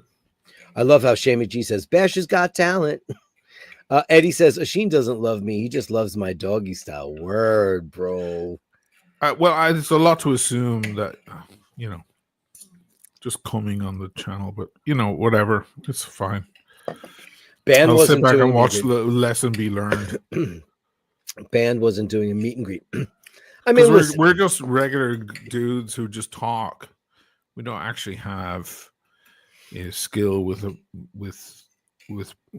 charisma and presence and stuff, and thought flow and so on. Do you understand where I'm getting at? no. When it's made look easy, Who makes that look easy? Eminem? we do. We do? Yeah. Like we're here. I'm not talking about rap anymore. I'm talking about Eddie. Oh, Eddie. Okay, you man, talk about. Apparently we don't Machine want to took a make left turn. No, I didn't. No, I didn't. If you rewind it, I didn't make a left turn. We just talked about the comment, and then I went into that Oh, subject. okay. It wasn't a left turn. Anyway, I was like thinking to myself, shit. it's a very difficult. I got a word. I got to get my rhyme skills up, bro. So I was like, what is he talking about? I'll tell you one thing. A lot of other channels, including Archie and Tim, they religiously have everyone and anyone who wants to come on.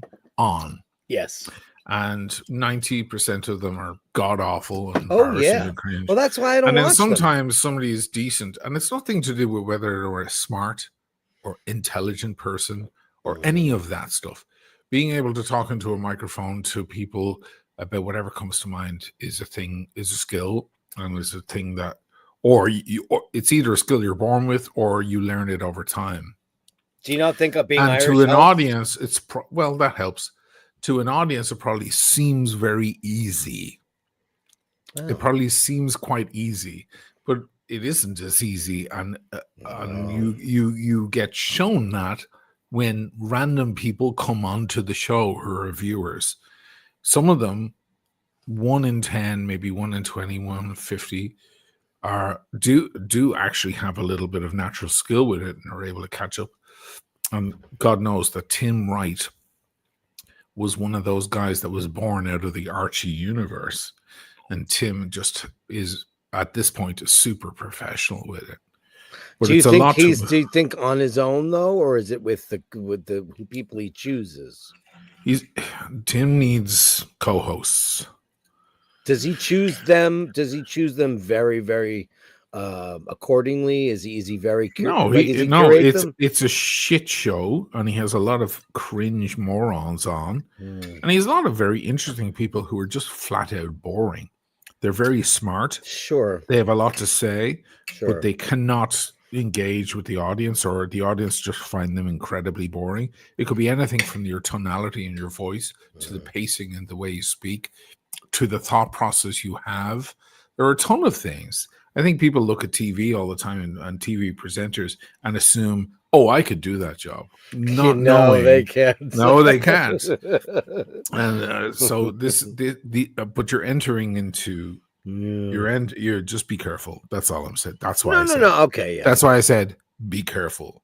Sure. This could go. Are you saying Eddie's going to drag this whole show down? We're going to have 50 people left.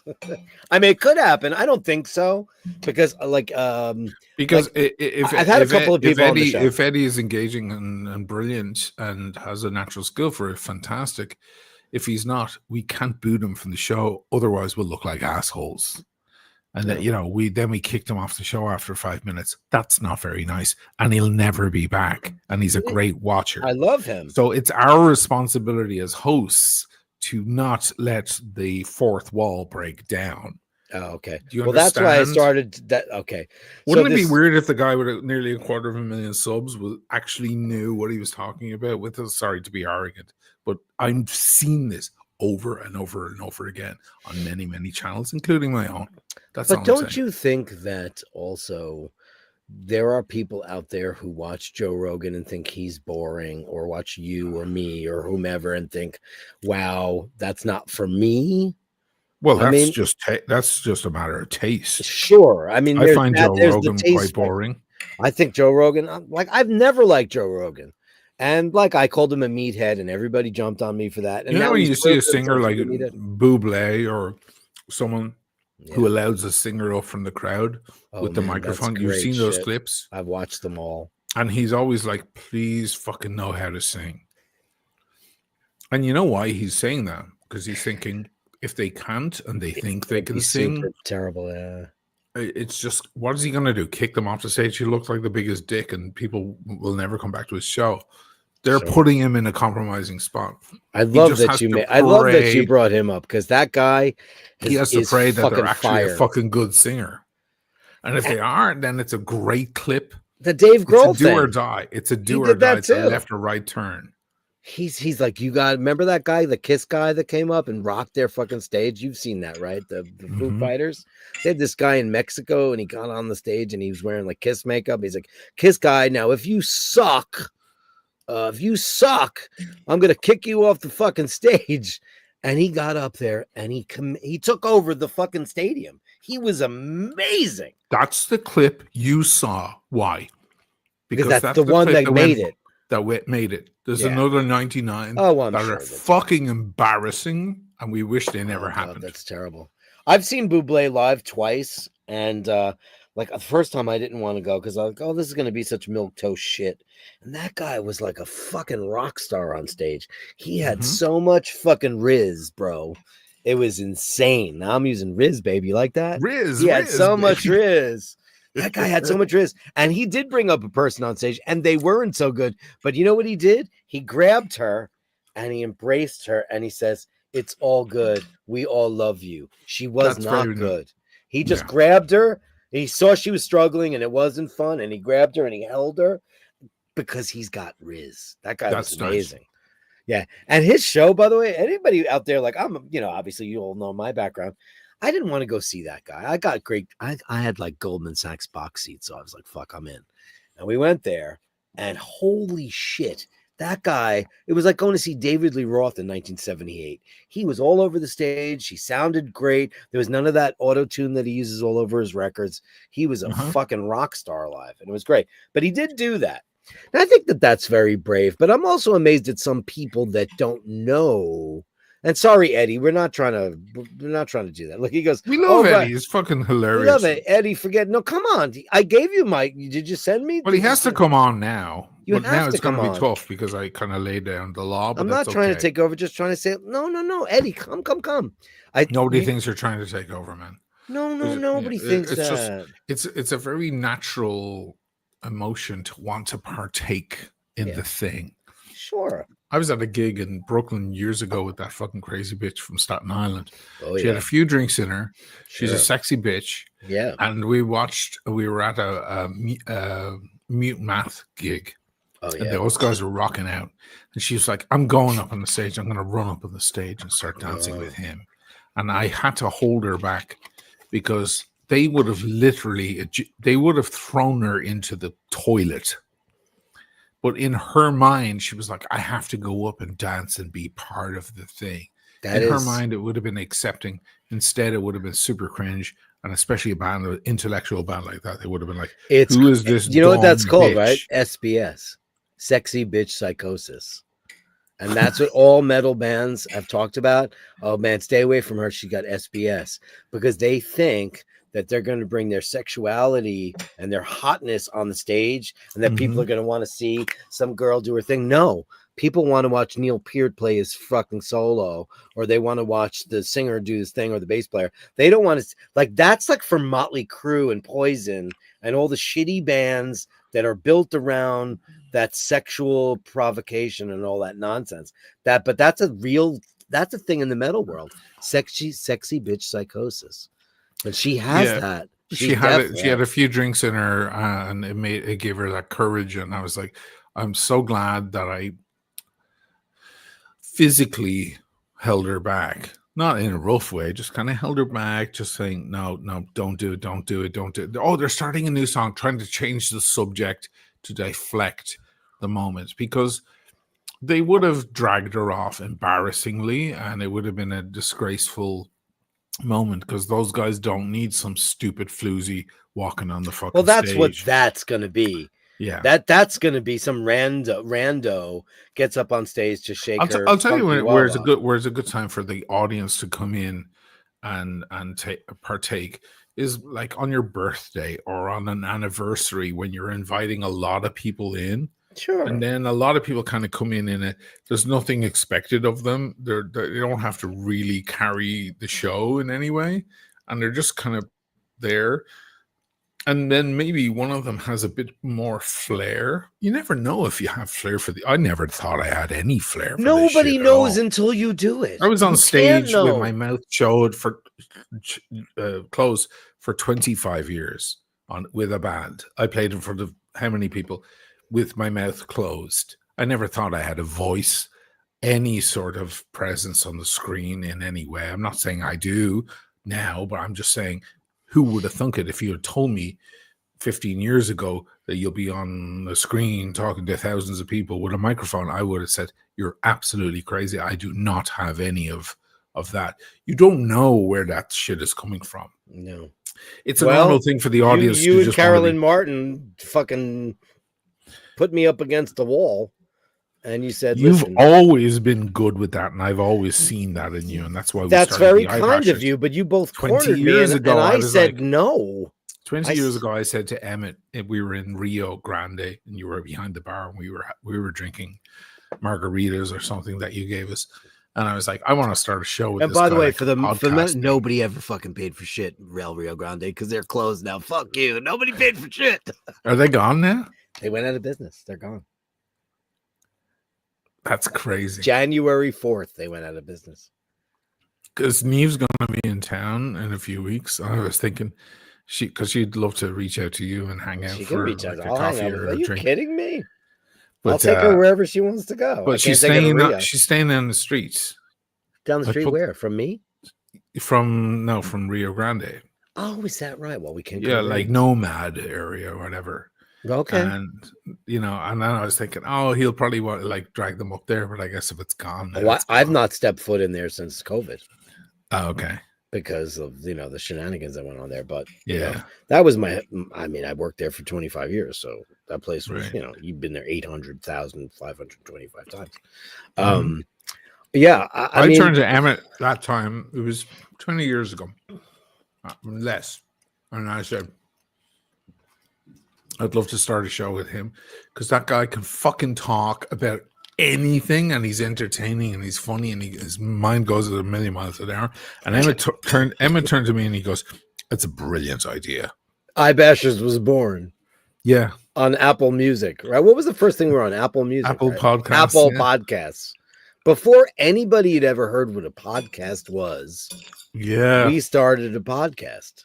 Before the Joe Rogans and all that. Oh my God, we would have preceded Joe Rogan by 10 years, man. Easily. Yeah. Well, live and learn. That seems to be the theme of my life. Anyway, JHB, $50, man. What the fuck?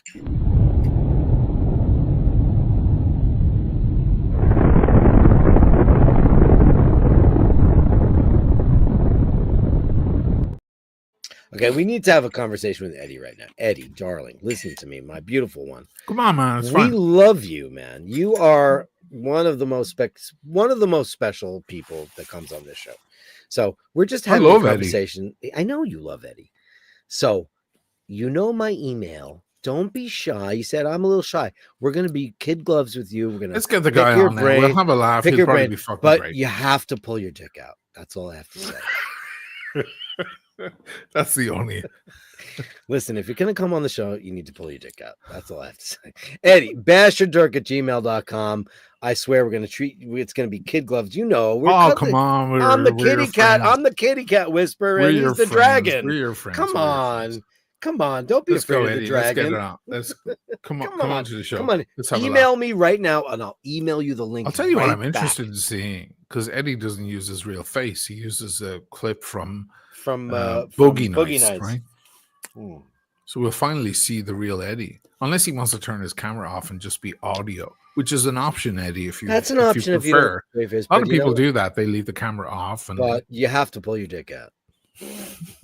No, you don't have to. You can just tell us his dick is out, and we can't see it, but we'll take. I know.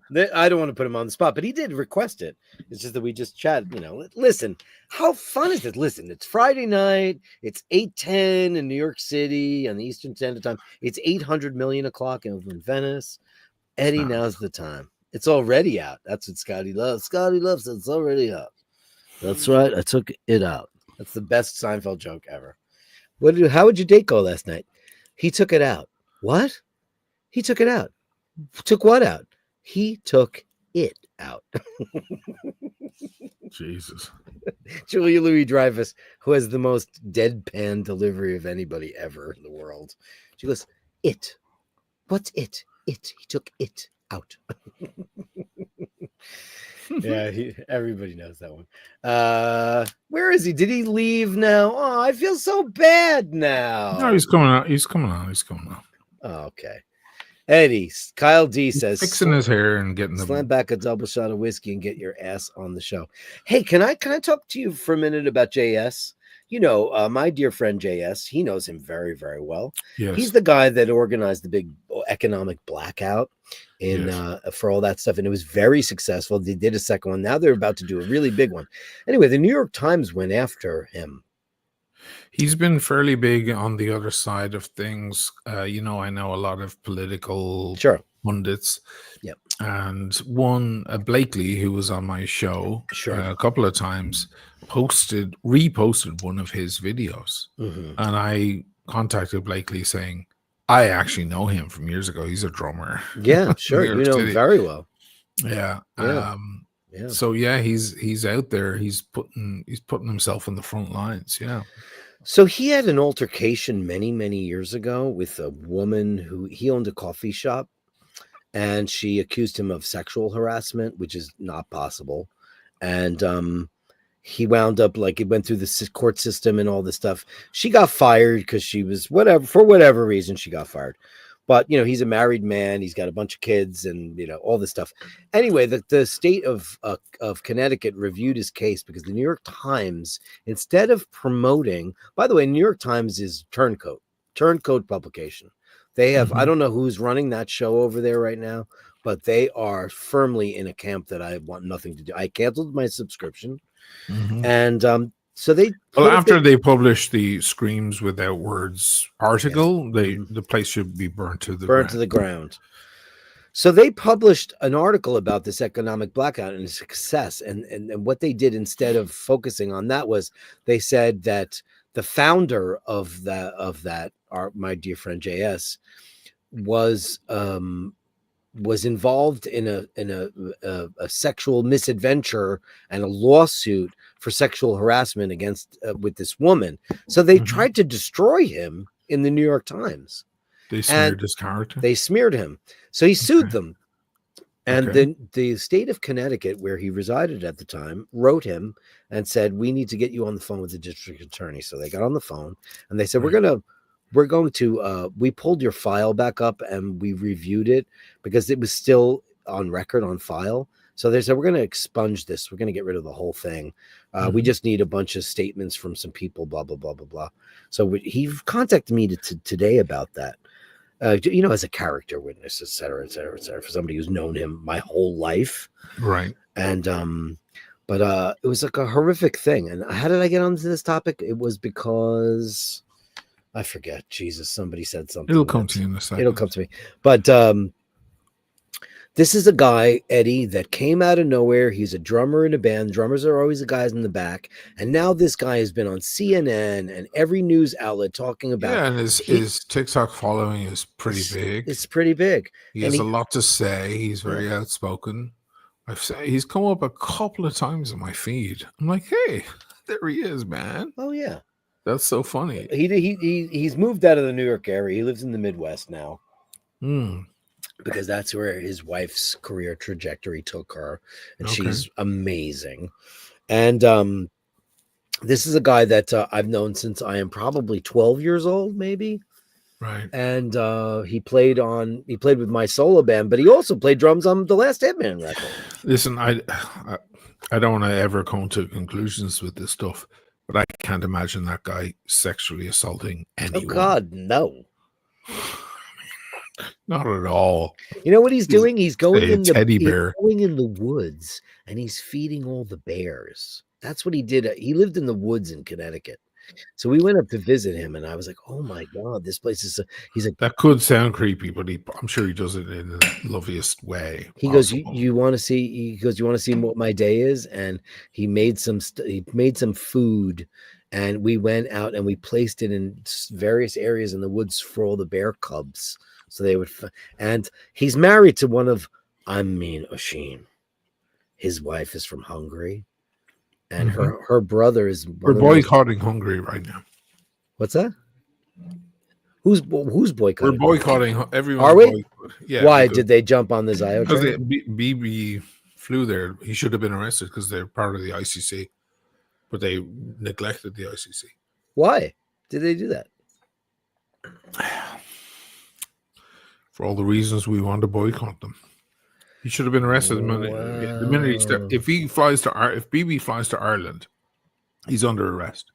Well, he knows not to go there. No, especially not Ireland. But many. I mean, especially Ireland. Especially. You know who's going to arrest him? Neve. Neve will be there. My sister will be there to arrest him. She's going to be the first person to arrest him. She's going to be there with the handcuffs and be like, "We're taking you to the dark chamber." You're going to wear worse. We've opened Kilmainham jail again just for you.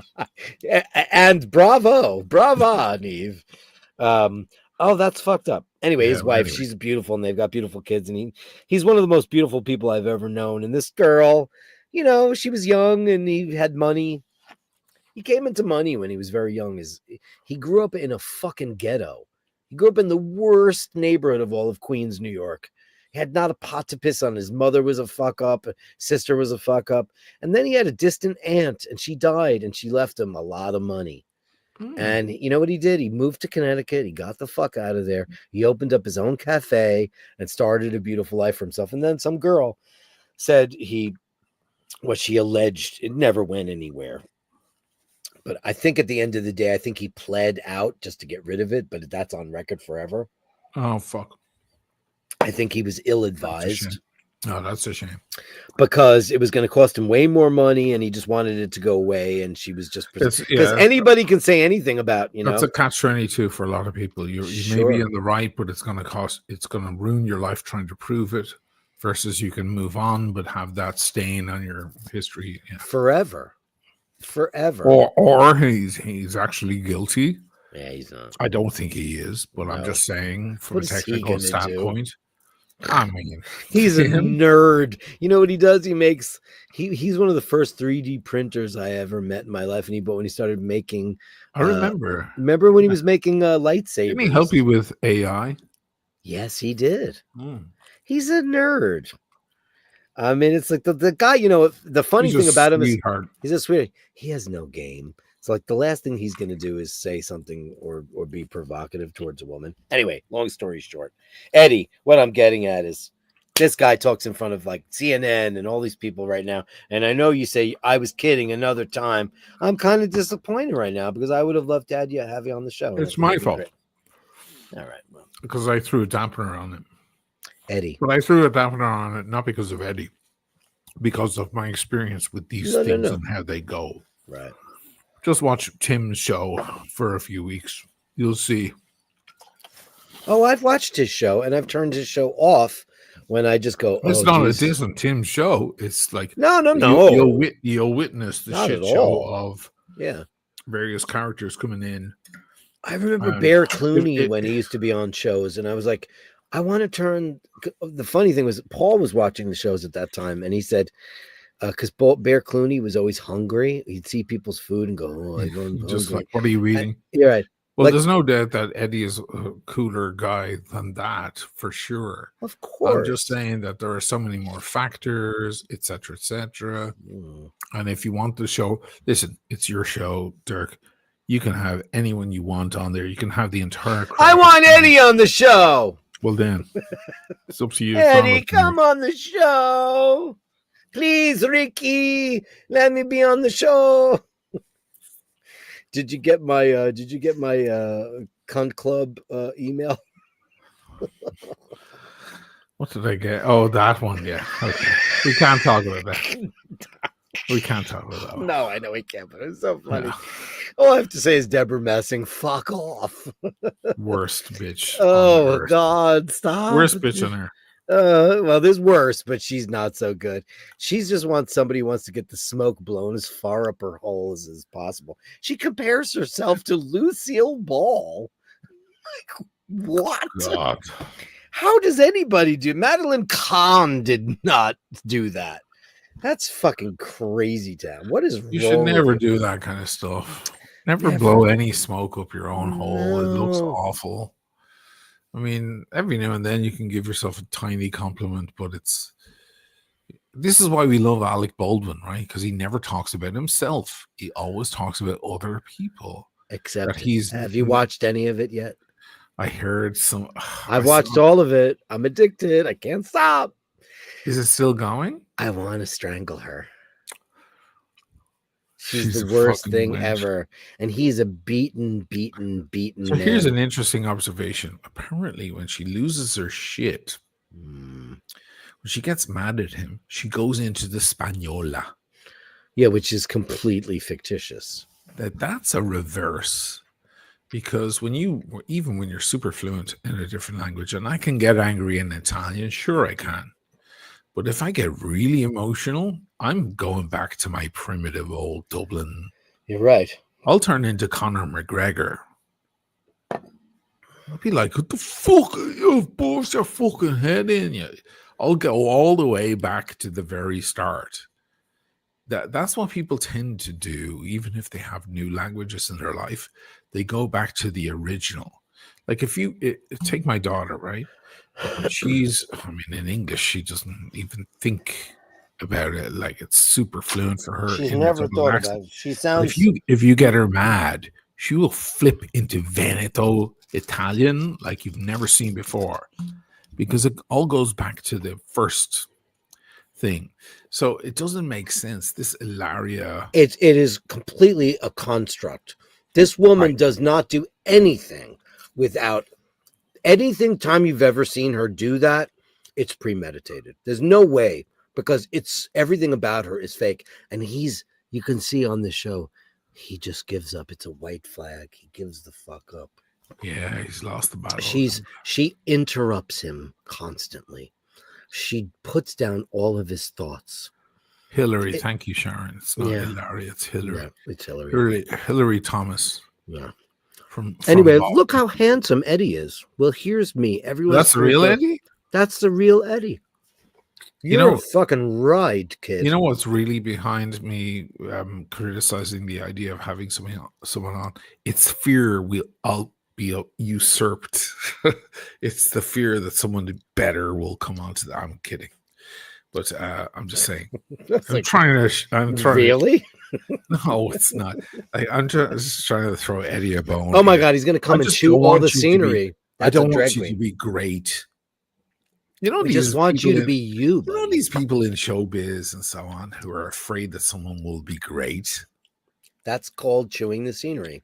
When you have a understudy or a bit player, and they come on the stage and they have so much upstage you. They completely take away from what you have. You. They used to say that Kevin Spacey did that. Whenever he was a bit player, he'd come on the screen and everybody'd be like, who's that? Because he had so much presence and so much shit, so much riz. I hate people who are afraid of that. I despise people who begrudge another person who will upstage them. That's the worst form of human life to me. I mean, there's nothing you can do about if that. Eddie came on and he was fucking 10 times more hilarious than us, there's no one in the room that would be happier than me. My fear is that he's not at all. So that was what I'm talking about. You know, but there's no begrudging. By the way, you know where upstaging comes from? You know where that term comes from? When you upstage from the actual Shakespearean term, from the globe. Well, from theater. From the slope of the stage. Because it used to be raked. Downstage is the front of the stage. Upstaged, yeah. And when you upstage, you're higher than everybody else. It's not just higher. You're standing next to the other actor, you know, and you're saying it's too brute or whatever, your Ulysses or whatever. Sure. And you're next to the other actor. If you step back a little up the stage the other actor has a difficulty trying to address you and also address the audience because they have to project out, theater, you have to speak out, but also try to address the other actors. It's a strange play. You can't be completely natural and look at the other guy this way because that will look terrible. You have to kind of address them this way with a certain angle, like I'm doing with the camera right now, right? I can't just go like that because that looks awful, right? So what happens is, as you step up stage, it makes the other actor in a difficult spot where he's trying to address and project the words, but he has to address you because he's speaking to you as the character, and it makes him look stupid, and it gives you confidence because you can look right at him and the audience. You're upstaging the other actor. That's where the terminology goes from. It's not fucking yeah, all that shit is amazing because it's all so old and it's also real and it actually has meaning and stuff. People always, wonder. People have said that a million times. What does downstage and upstage mean? Like, it's not new shit, man. That shit's been around since the beginning. It's probably was in the Greek times, I would imagine. Well, Shakespearean. Well, Shakespearean, I know because we know the parlance from the Globe and all that stuff. But I guarantee you that because when you look at those, you've been to Greece, you see those theaters, they're raked, man. Those old fucking ruins are raked, and I'm like, oh shit, wow. Now they're not. Broadway houses aren't; they're flat. It's very interesting stuff. Broadway they're flat. They're flat. They're flat. Radio City is raked. It has to be because that's for the audience. That's how it is. You can't have a flat stage. It looks flat. It's not as raked as it used to be. Nah. I mean, it's crazy shit. Who's talking about Peter Ustinov has a great stories about trying to upstage Laurence Olivier just to bust his balls. I think I told the lots of actors fuck around with other actors. Well, yeah, and Larry was the worst. Of course, you want to fuck with him because listen, Larry took and suffered no fools, but he also had the goods to back it up. But he was also it was a little game that a lot of actors played. Between themselves, especially when they disrespected the other actor. It was upstaging was a thing to be done. Well, sometimes listen, it's like Showgirls. Remember when she's on the stairs and she goes, "Don't worry about it, darling." She goes, "There's always somebody younger and prettier on the stairs behind you," because she threw the marbles down the stairs and so that's a form of upstaging because who was top of the bill? Nomi Malone the very next day. And yes, I know that movie because it's fucking Shakespeare. If you look at that movie, as bad as it is, it's a Shakespearean play. The story is strong. It is a very strong story. And I'm like, yes, it's campy and stupid and stuff, but man, it's super watchable. Yeah. It really is. But anyway, we watched this movie the other night with Maggie Smith and Peter Ustinov called Hot Millions. And it was a cute little 60s movie. But first of all, she was gorgeous. And Peter Ustinov was genius. Watch Hot Millions. It was a heist movie, an embezzlement movie. Very clever, young, and fresh. But she was so young and so pretty. Oh, my God. But Peter Ustinov. I mean, listen, all I can say is that I read, what's his name? Fuck, I'm not going to remember his name because this is where the Riz fails, my friends. Dropping Names was the name of that book. Hold on, give me 1 second. Dropping Names book. See, this is what happens when you're almost 60. Frank Langella. We all know who Frank Langella is. Oh, yeah. Right. So he wrote a book, and the book is like Maggie Smith, Peter Ustinov, Laurence Olivier, blah, blah, blah. And he talks about how Laurence Olivier hit on him all the time because he was very well known to be a closet homosexual. And, he's married to Vivian Lee, who was a very troubled woman all those years. And then he married Lady Olivier, of course. And, we all know she probably likes girls. But they're having dinner one night and he goes, "Darling, you have such immense talent. to Frank Langella, and he goes, "But first and foremost in this business, my dear, don't upstage me and learn to hide the Nelly." The Nelly. Yeah. Learn to hide the Nelly. Don't upstage me and learn. Those are the two rules he taught him. And learn to hide the Nelly. Because, because Florence Olivier was, he had, relationships with women and men, and Frank Langella has had he's very candid in the book. He's like, I was young and beautiful. I fucked everybody. Wow. He didn't care.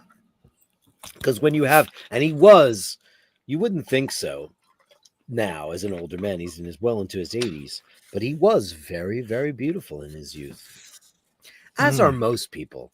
Let's face it, even people we consider not attractive. Like I just saw Eugene Levy in an old skit on SCTV, and he was beautiful. Right. He was beautiful. And Bryan Cranston, when you see him younger, you're like, holy shit. He's beautiful. Youth crazy. Is so beautiful, isn't it, though? To behold. Not to go chase after or find sexually piquant or any of that shit. It is beautiful to see young lovers or people on their journey. I am finally adopting and understanding that seeing young talent and young beauty is something to nurture and try to foster, because it's beautiful. Because we were there, we were young and we were kind of pretty, back in the day. We had our run, right? And it was good. We're trying to figure out another thing now. And that's cool. Fine. We can't run on the same chapters in life, man. It's all good. That's what it is. It's the circle of life. And it's fine. Eddie says I can't come on because my hair is fucked up. Oh, that's a shame. Oh. Did 8 Mile Boy say my hair is fucked up?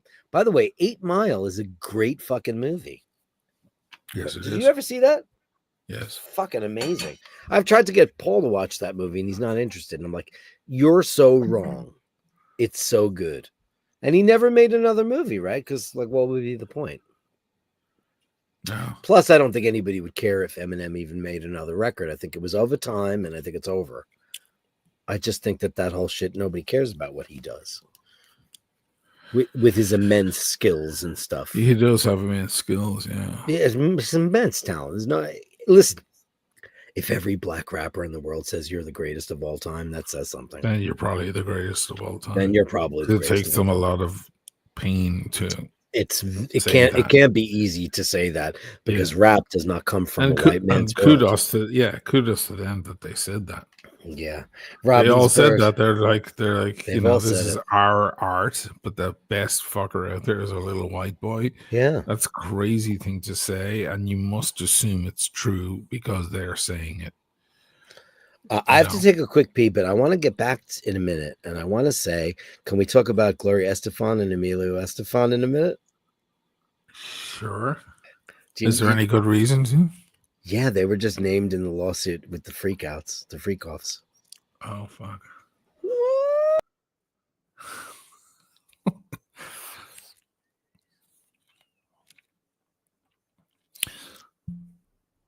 Eddie, are you coming on? There's too much pressure now. It has to happen the kind of in fairness, asking to come on is a weird thing. It has to kind of happen in a natural way. These things kind of move naturally. And then, otherwise it's like a fucking audition or something. It gets weird.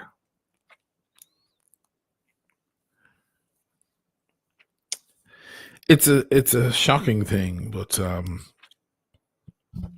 sitting and talking on a mic, I guess it's a testament to some people's skill of just like sitting in front of it, like Dirk's skill of just being able to talk into he's just staring at the screen, talking to you. He's talking to you, but you're not looking at him like you. Well, you are. Sorry. He's not seeing you looking at him. So it's a one-way exchange. And that to make that seem natural and coherent and intimate is it's not that easy. It comes easy to Dirk because he just does it. But I don't know if anyone and everyone can do it. Takes a bit of, you could practice and do it and get good at it over the years. I think a lot of people do. There's a very good reason why a lot of these watch channels don't actually do it.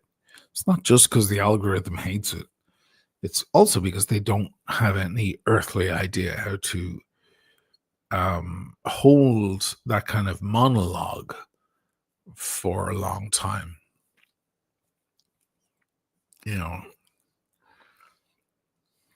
That's the thing.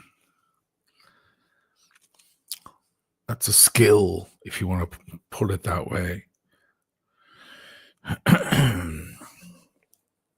Anyway,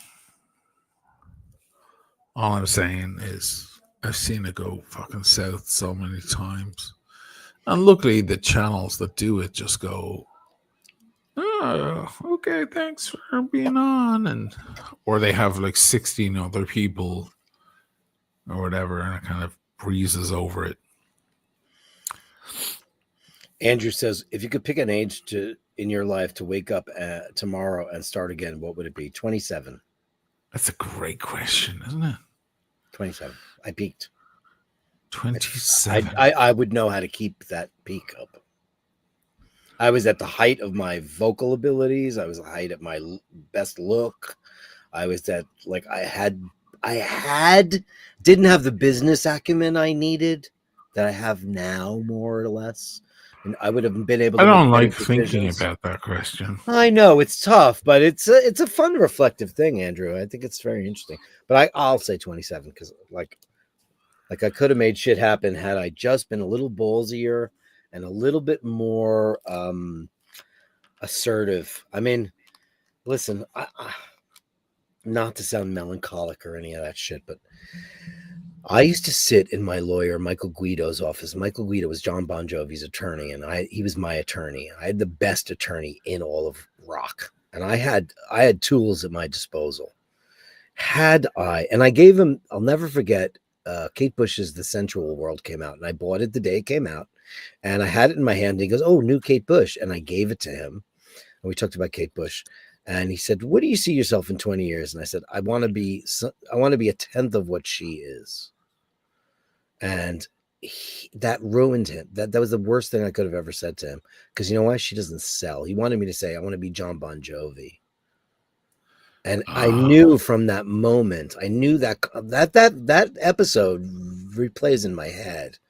Because in my soul, that was what I think is what a great artist is. But he was managing Skid Row, and he was repping Skid Row and Bon Jovi and a bunch of big fucking stadium motherfuckers. And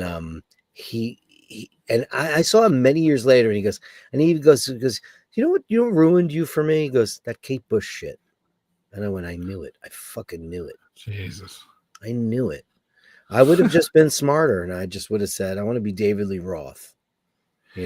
I remember we were about to be signed to RCA Records, and we went to see I'm not going to say his name because I do respect him a lot. The guy I do the impersonation of all the time.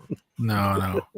The guy who basically signed us into the company and discovered us, and he was a great mixer. He mixed one or two of our songs as well. And he's a lovely guy. And there was some contact with him years after. He went to work with Disney, actually. My very favorite demos of yours, by the way. So he was very interested, and finally we had a real record deal kind of almost about to happen. But of course you've got to go to dinner, right? So you get you get asked to dinner in some restaurant in New York City. Happened to us 100 times. And we went along on the most freezing fucking New York night to, I think it was Avenue of the Americas, some big steakhouse there or something. It was fucking frigid, New York frigid, which is a different level of frigid. So we were all in like bunched up jackets and scarves and jumpers. And I remember we had dinner, and our manager was there, and our publishing guy was there, and we're all around the table, and we're having steak or lobster or whatever the fuck we're having, all on the company. And the following days, the news came back that the guy was not impressed because we looked like a regular bunch of guys in sweaters. Like, that was his complaint. It was like he wanted rock and roll guys and rock and roll shit. That's his job, by the way. You know, Brian Epstein saw the Beatles and they looked like bikers and they wore motorcycle jackets and he saw them in Hamburg and he said, no, I'm going to put you guys in tailored Savile Row suits with ties. And I'm going to, his job should have been to hear the music and figure out the way to market it. So that's his 100%, 100%. But let me add something onto that. It's a freezing cold night in New York and we're coming along to it. We're not getting on stage. Sure. If we went on stage with big, heavy woolen sweaters, then yeah, your complaint is valid.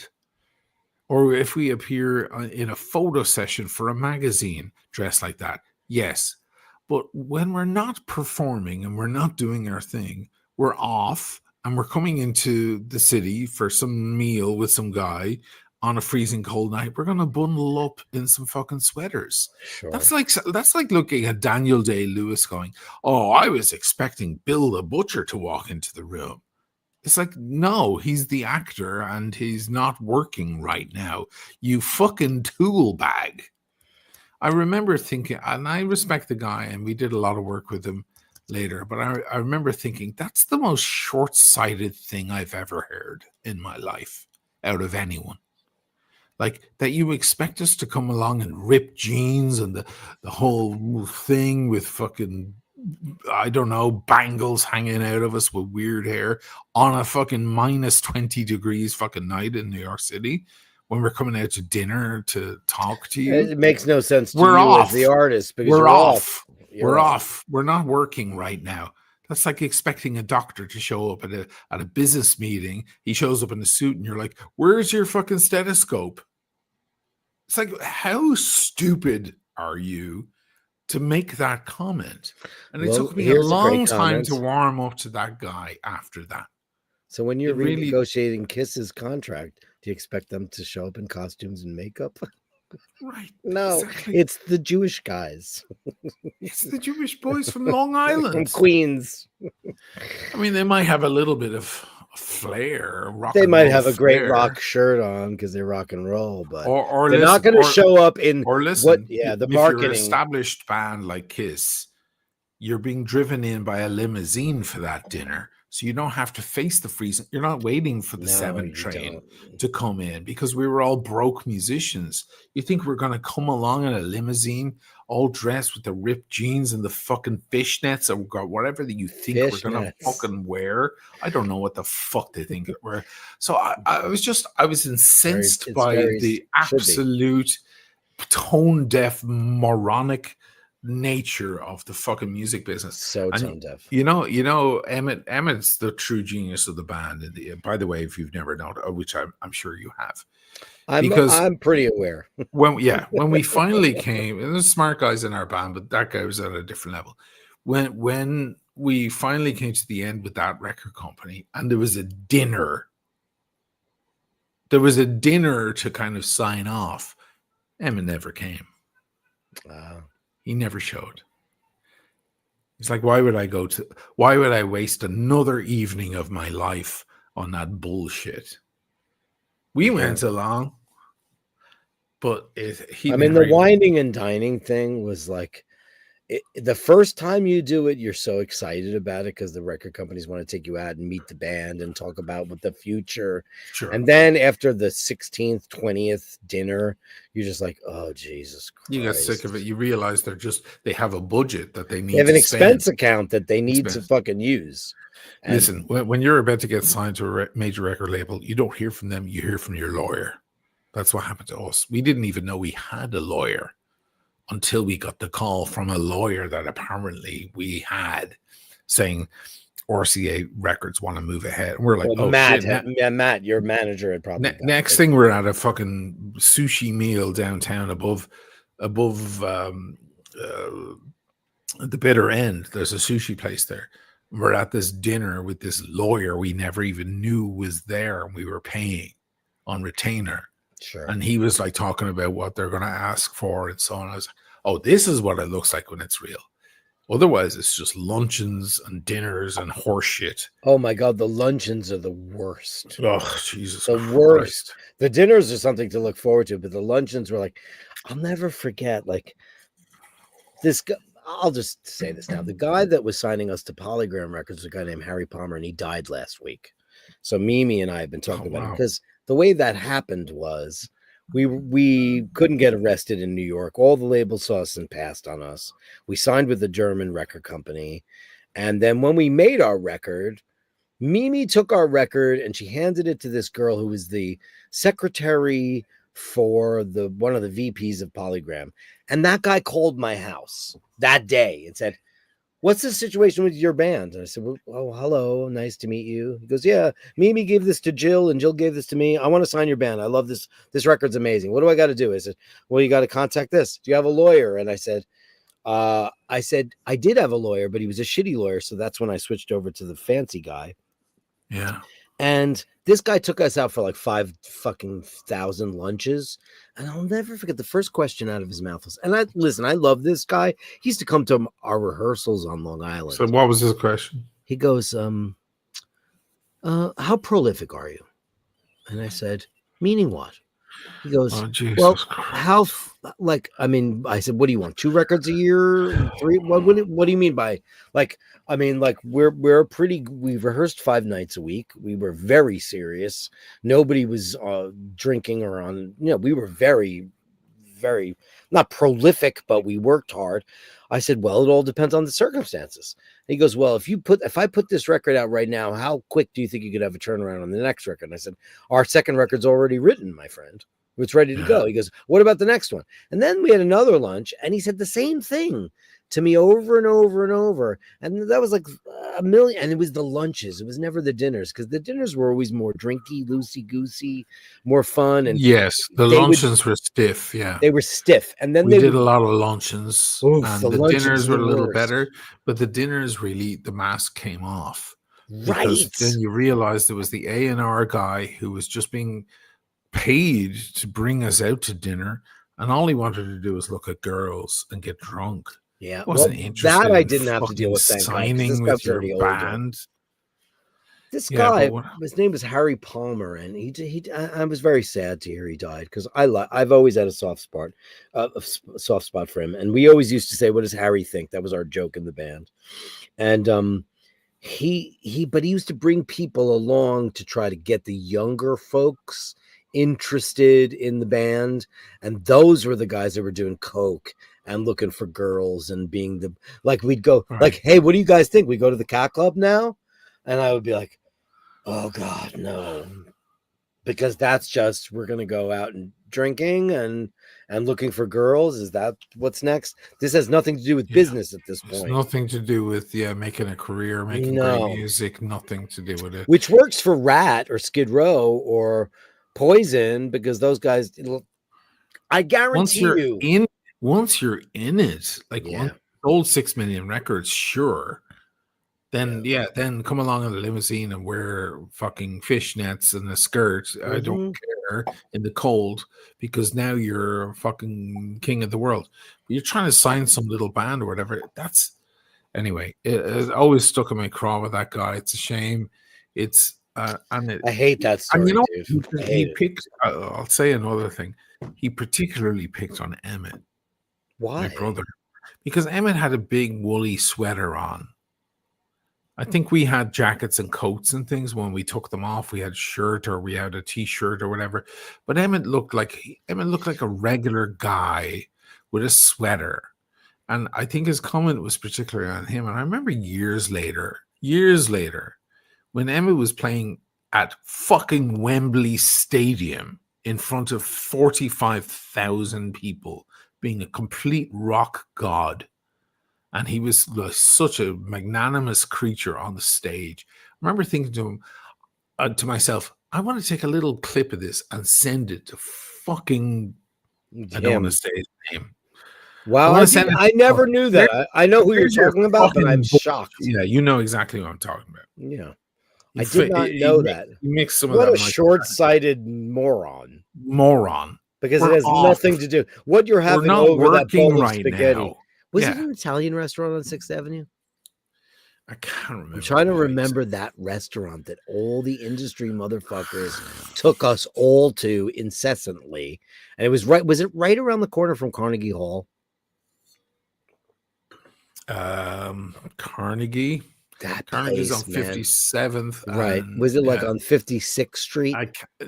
It was definitely on Avenue of the Americas. Maybe it was Frangelico's or whatever the fuck. Shit, I can't remember that. There was one place that if I ever went there one more fucking time, it's all Sean Hannity hangouts, all those fucking shit. He's tipping $1,000 to people. All of those places that are set under, they're ground level, but they're set underground by 8 feet. Sure. Tons of them all along 6th Avenue there between 57, all stretching all the way down to 42nd. The usual shit. Whatever. We didn't care. We didn't care if we had steak or lobster. We were like, we've been banging our heads against the fucking musical industry for years. And now we want a career. It was nice. Yeah. It was nice. But it didn't, as it happened, we knew lots of people. The Irish embraced us when we got there. We had Ali O'Leary and stuff sending us to Smith and Walensky and all sorts of other places to try their steak and give a review. We had no problem getting a fucking steak frite with a side of cream spinach, as it happened, because we were in the welcome arms of the American Irish as well. We didn't need some fucking record company to bring us to some steakhouse and then insult us because we wore a sweater because it's minus 600 degrees. That is one of the lamest rock stories ever. And that should be, you should almost send that guy a picture now, even though he's no longer in that group. But just like, I just want to let you know what a cunt you were. I can't, and I'll tell you why. Because when it came to our O1 visas, all right, yeah, okay. we asked him and other people, and he was working for Disney, and he wrote the most amazing recommendation letter for my brother and for me. So he's a good guy with shortfalls. Homeland Security, a recommendation letter from Disney. You're in, baby. Not good. Now, because they're a homosexual promoting, trans promoting psycho thing. Okay, well, at the time they were considered an American icon. Oh, I know they were. Well, there used to be a time when they, like, if you were gay at Disney World, you had to keep your shit shut until they went full on gay. They went full retard. Well, now they're backpedaling. It turns out they're super Zio. Rachel Zegler is getting blamed for the flop that is Snow White. It's not her fault. Is it a flop? It's a complete flop. And she said Free Palestine, and it was nothing to do with it. It was it was already a flop, and they decided to lump it on her after the fact. It's a flop because of Gal Gadot. Gal Greenstein. I don't want to get into a whole thing with that, but I was in the wine store the other day, and I was just chit-chatting. One of the guys there, every single time I go in there, all he does is talk about Israel. And I'm like, he finds a reason to talk about it. Like, for example, I'm not pro or against. Well, he's here. I'll give you the scenario. Because some people get super I'm upset. not eliciting this in any way. I said, hey, man, have you gotten married yet? And he goes, no. And I said, oh, when do you get married? He goes, oh, in May. And I was like, oh, congratulations. Have any plans? He goes, yeah, we kind of want to move. I said, where do you want to move? And he goes, well, Israel's the obvious choice. And I went, oh, why Israel? He goes, well, I'm an Israeli citizen and blah, blah, blah. I was like, okay, that sounds great. I said, but, it's not really the best time ever, Gal Gadot and all that stuff. And he goes, why does everybody hate her? And I looked at him and I just said, just Google it. That's all I said, because I didn't want to get into a whole big thing. I said, just Google it. And then he goes, yeah, but she's a good answer. That's actually a very good answer. Google I would have never thought about that answer. Just Google it. I'm not going to get into debate with somebody about her. She's not a star. She's been force-fed upon people. I don't care about her politics and all that. I don't care about that. She's talentless. She's a very shitty actress who they've been pushing on us forever. And then she gets a star on the Hollywood Walk of Fame. And I'm like, that's obviously some kind of it's some kind of lobbying. Yeah. Because what has she been good in? And she's, you know what? She is, listen, she's beautiful. She's beautiful. But there's nothing sexy about that broad at all. Nothing at all. She's okay. She's a beautiful girl. She is. Never She's my physically type. she's not your type at all. You like the baby dolls. By the way, can I change the subject? Because everybody's getting probably a good idea. Great. So, have you seen the Barbie movie? I tried watching it ages ago.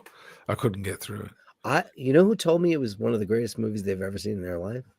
Who? Corey. Okay. So I've never attempted to watch it. So I'm thinking, okay, I'm gonna, because he's a screenwriter and he's a smart guy.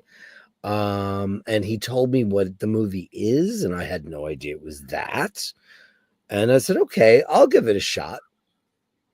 I didn't know it was a political kind of pro-feminism film. I didn't know that. I just thought it was a superhero movie with Barbie dolls. Oh my God! So I'm so sorry. No. Listen. I fully admit ignorance when I'm guilty of it. I thought. I didn't know. I thought it's absolute given what that movie. I had no idea. Because it's just a Barbie movie doesn't interest me. I never read anything about it. Astonishing.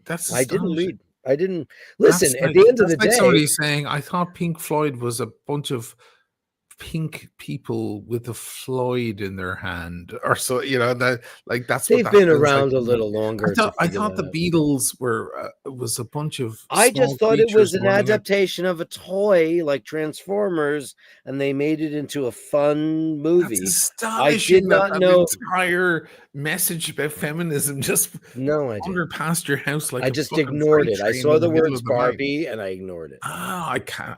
That's completely. And it just goes to show you, my friends, that's why people love Fox News, because they ignore everything.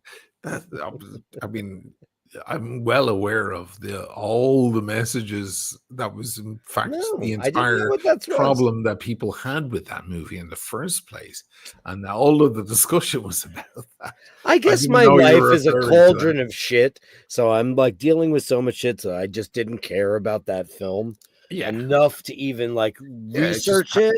It went past. I saw reviews of the film, and I just went next, because it didn't appeal to me.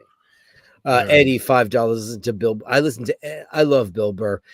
Sometimes I get a little worried about him too lately, because he was not fun on Kevin Nealon's little hikey show lately. I'm starting to worry that he's getting a little too get off my lawny. He's very get off my lawn. But it used to be funny, and now it wasn't. But Eddie, because you said it, I'm going to listen to you, and I'm going to give you a cowbell for that.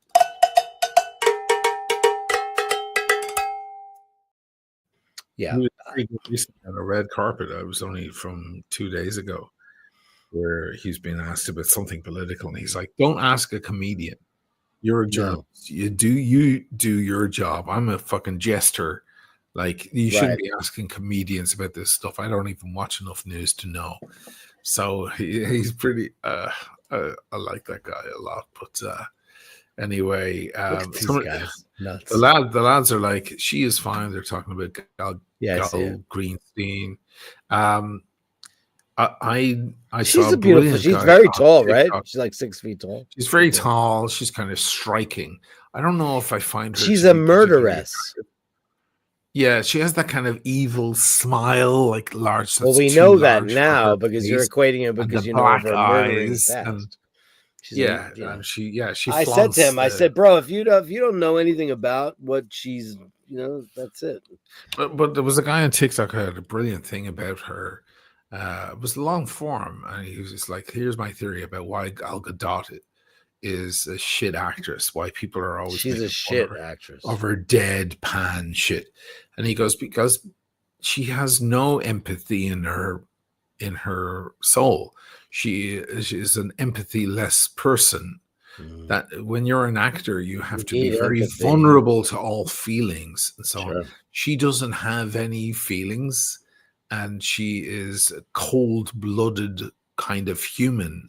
Therefore, when she acts, it's really, really pretend for her because she has to act enraged or sad or whatever. But these are not feelings that she actually really feels No, she ever doesn't. in her You could life. tell. She's a cold-blooded Israeli Zio robot. And that was the perfect way of describing exactly what the problem is with that woman. Meanwhile, Rachel Zegler is apparently the only good thing about the Snow White movie. She's full of. She's an immense talent. Oh my God, I've seen her That sing. broad. Oh my God, she's an amazing singer. Yeah. What could you please watch West Side Story? I know it's been auto-tuned, I know, but it's I'll so watch it, sure. Steven really tried very hard. I just finished Disclaimer last night. It was fucking terrible. The Did end you hate was it? terrible. The ending ending was terrible. I kept my mouth shut about that show. Yeah. Okay. Thank you. There's no, I mean, her story in the end, there's no backup to that. There's no reason for that. I was weak at the end. I'm sorry. It was good. Great cast. And everything. Yeah. The acting, fucking Sacha Baron Cohen, man. He was great. It was fine. Yeah. In that. But she's the queen and she fucking rocks the But screen. you just almost want to kill her, though.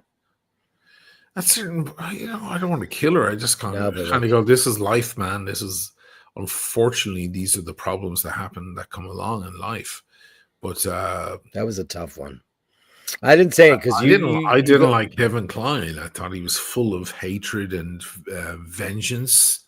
At the very beginning, I thought, "Oh, good for you." But then after a while, I thought, you know what, dude? That's you're consumed with hate now, and there's nothing left of you. So from a psychological, did you not think his acting point of was view off the charts? Yeah, it was fantastic. They're all great. I mean, that guy though, like, where the fuck has he been? Why Kevin Kline? does he make nothing? He makes nothing. He had his moment there a long time ago. I mean, A Fish Called Wanda, obviously, and then everything that came after that. He won an Oscar for that, but that guy's done Shakespeare. He married my childhood crush. Oh, you and every guy I ever knew was Phoebe Cates. When Phoebe I was Cates, 8, that was like the moments that my sexuality like Fast Times at Ridgemont High. Whenever I don't know if I saw that, but I saw all this stuff, and that's the one where she shows her boobs. Gremlins 2, I think. I was probably 9 years old. You need to watch Fast Times. Little hairy 9-year-old Irish guy, and I saw that, and I was like, now so I don't have you never seen Sean anymore. Penn in Fast Times? Jennifer Jason Leigh? No. You can't believe, oh my God, please God, that. watch that movie. The talent, the child talent in there. Sean Penn, Jennifer Jason Leigh, who's a genius. Mm-hmm. And Phoebe Cates is in there. Judd Nelson is in that. That movie is Z-Man, you're right. Rachel Zegler is beautiful. She's beautiful. Girl, she is. And I've seen her on stage singing with insatiable confidence like that I've never seen before in my life. I know she got in a lot of shit because she was backing up the woke idea of the new Snow White. For me, at this point, woke means you care about other people. That's all that means. Somebody said that in their acceptance speech, right? Yeah. Who said that? Woke means you care about other people. It means some other things. Now it does. Mostly means, yeah. Above all, 87% of what it means is that you care about other You're people. empathetic. So if you're against that, there's something wrong with you, you fucking lump of shit. So anyway, but in the end, it turns out she's fantastic. She's the only good thing about the Snow White movie. And then she put this statement out on Twitter X saying, thank you for all your support, everybody, blah, blah, blah. And then she finished it, and then she posted a second one. And she goes, "I never forget Free Palestine." And it fucking Hollywood just melted. They went into spasms. They went into spasms because she said Free Palestine, which is basically asking to end a terrible genocide in the Middle East. And now you're a persona non grata because you're asking for a little bit of fucking humanity and peace. Insane. So now they're blaming it on her. Blame it on creating new terror cells and blame it on all the actions that they do, that BB does, that creates generational factions that want to destroy Israel by doing what he does. You know, one guy said it recently. He said, if you don't want to offend anyone, go back to cartoons. Stop making like live human versions of all this stuff. Just keep doing the animations and the cartoons. Like Disney, Pixar never get in trouble. Pixar never get in trouble. No, Pixar make, you know, Bugs Bunny never got in trouble, and it was very controversial. It's a cartoon, and they can do it better than ever now. Like you watch Coco and all those new Pixar films, they're phenomenal.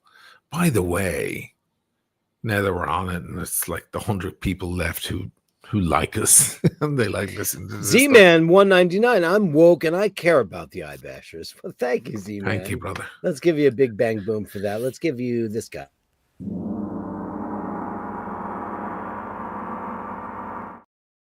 I realized that Inside Out Part 2 didn't win Best Animation. Oh, because the cat one did. Because I haven't seen that yet. Which apparently is really good, and made from free software, which is amazing. And God bless him. And I need to watch it, and I'm sure it's fantastic. But Inside Out 2 was like, how the fuck did you win over that? Did they just get tired of giving Pixar the award? No. You know what we need to do? We need to watch it. Yeah. I saw Inside Out 2 and I cried like a baby. Yeah. Very, very strong. Inside Out 1 was super strong. Oh my God. But I mean, Pixar, we could go on forever and ever from so many different angles. What's the best Pixar film? That's a great question. It's great because I want to get my teeth into it. Go. Inside Out, it was fucking life-changing. The first time I saw Inside Out, I just went like this for like an hour. Yeah. It was just so powerful. I was destroyed by it. Monsters was incredible because it reversed everything about childhood fear. It was so clever. The one where the everybody leaves the planet, the one about fucking Wall-E.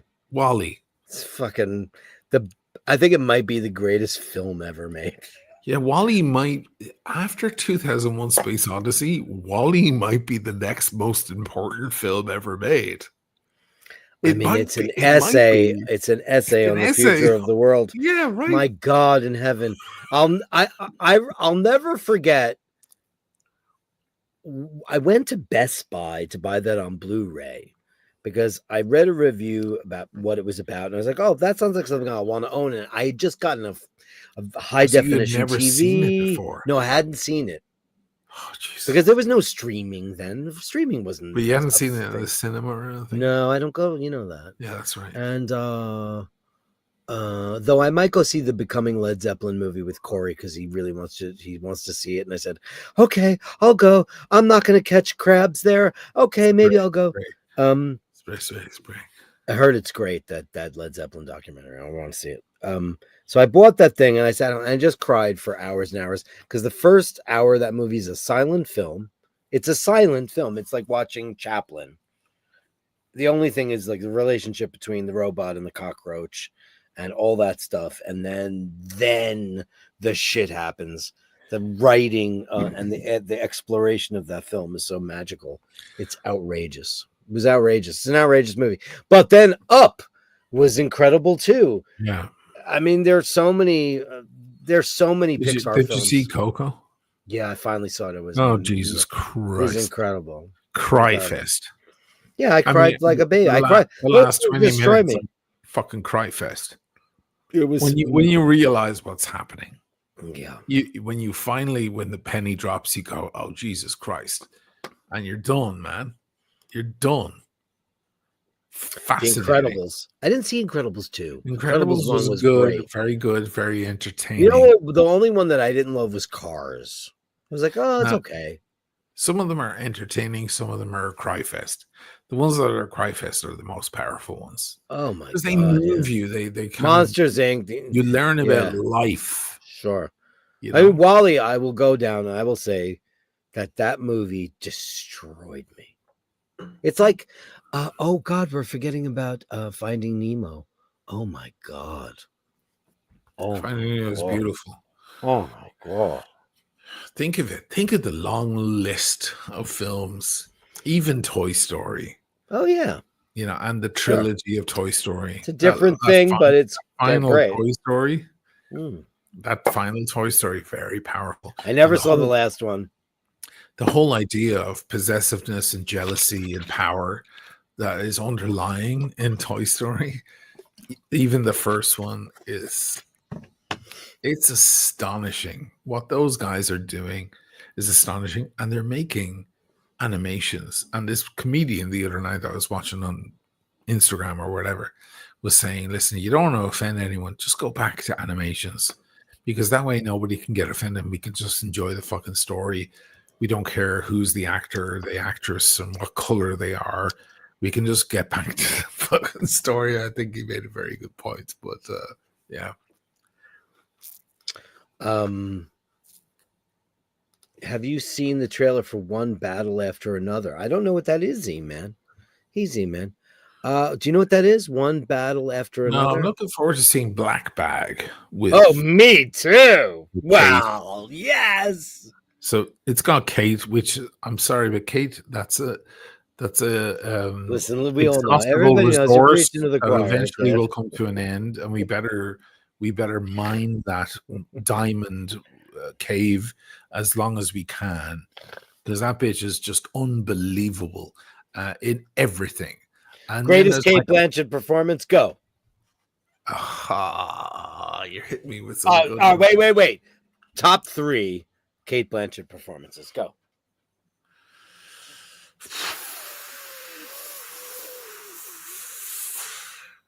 Tar. Okay, I'll put that at 3.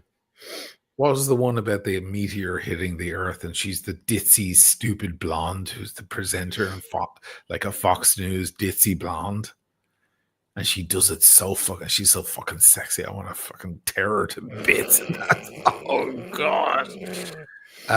You're on Veronica Guerin. Veronica Guerin for me is number 1. Okay, yeah. You know, she forgot about that role. Yeah, she's in this interview with Michael Fassbender. You know, these things that these YouTube channels do or whatever. The actor on actor. But there's an interesting one where they show a photo from the set or from the scene or from where they shot the film. Can you remember which film you shot there? Yeah. And one of them is the red car in the Irish countryside. Sure. And she couldn't remember it. And I realized that these actors, they do so many projects, so many roles. Well, yeah, it all gets very. It's got to be difficult to keep up. He had a better grip of everything. Well, but he's a speck on the acting landscape of the world. She's Kate fucking Blanchett. Next to her, he's a thumbprint on the side of a skyscraper. He's a footnote. He's nothing. Yeah. And I love him, but so he's in Black Bag. And Black Bag, it looks good. Black Bag is Steven Soderbergh. It's Steven Soderbergh. So I'm just going to throw you number 2 because it could be number 1. Okay. Notes on the fucking Scandal. Oh yeah. Oh well, hold on. What's the one where she's gay? She falls in love. Oh, that was Carol. Oh my god, that was amazing. My god, that movie was. I know what my number 1 is.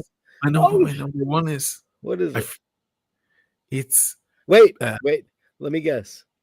Jesus Christ. You're gonna pull something weird. Oh, really? But I can't do it because it's a total ripoff of Streetcar. I can't do it. Blue Jasmine. That's her second Oscar. She's got 2 Oscars. Listen, I just want to tell you this. Alec Baldwin. And Alec Baldwin is like, I couldn't believe watching her do what she did.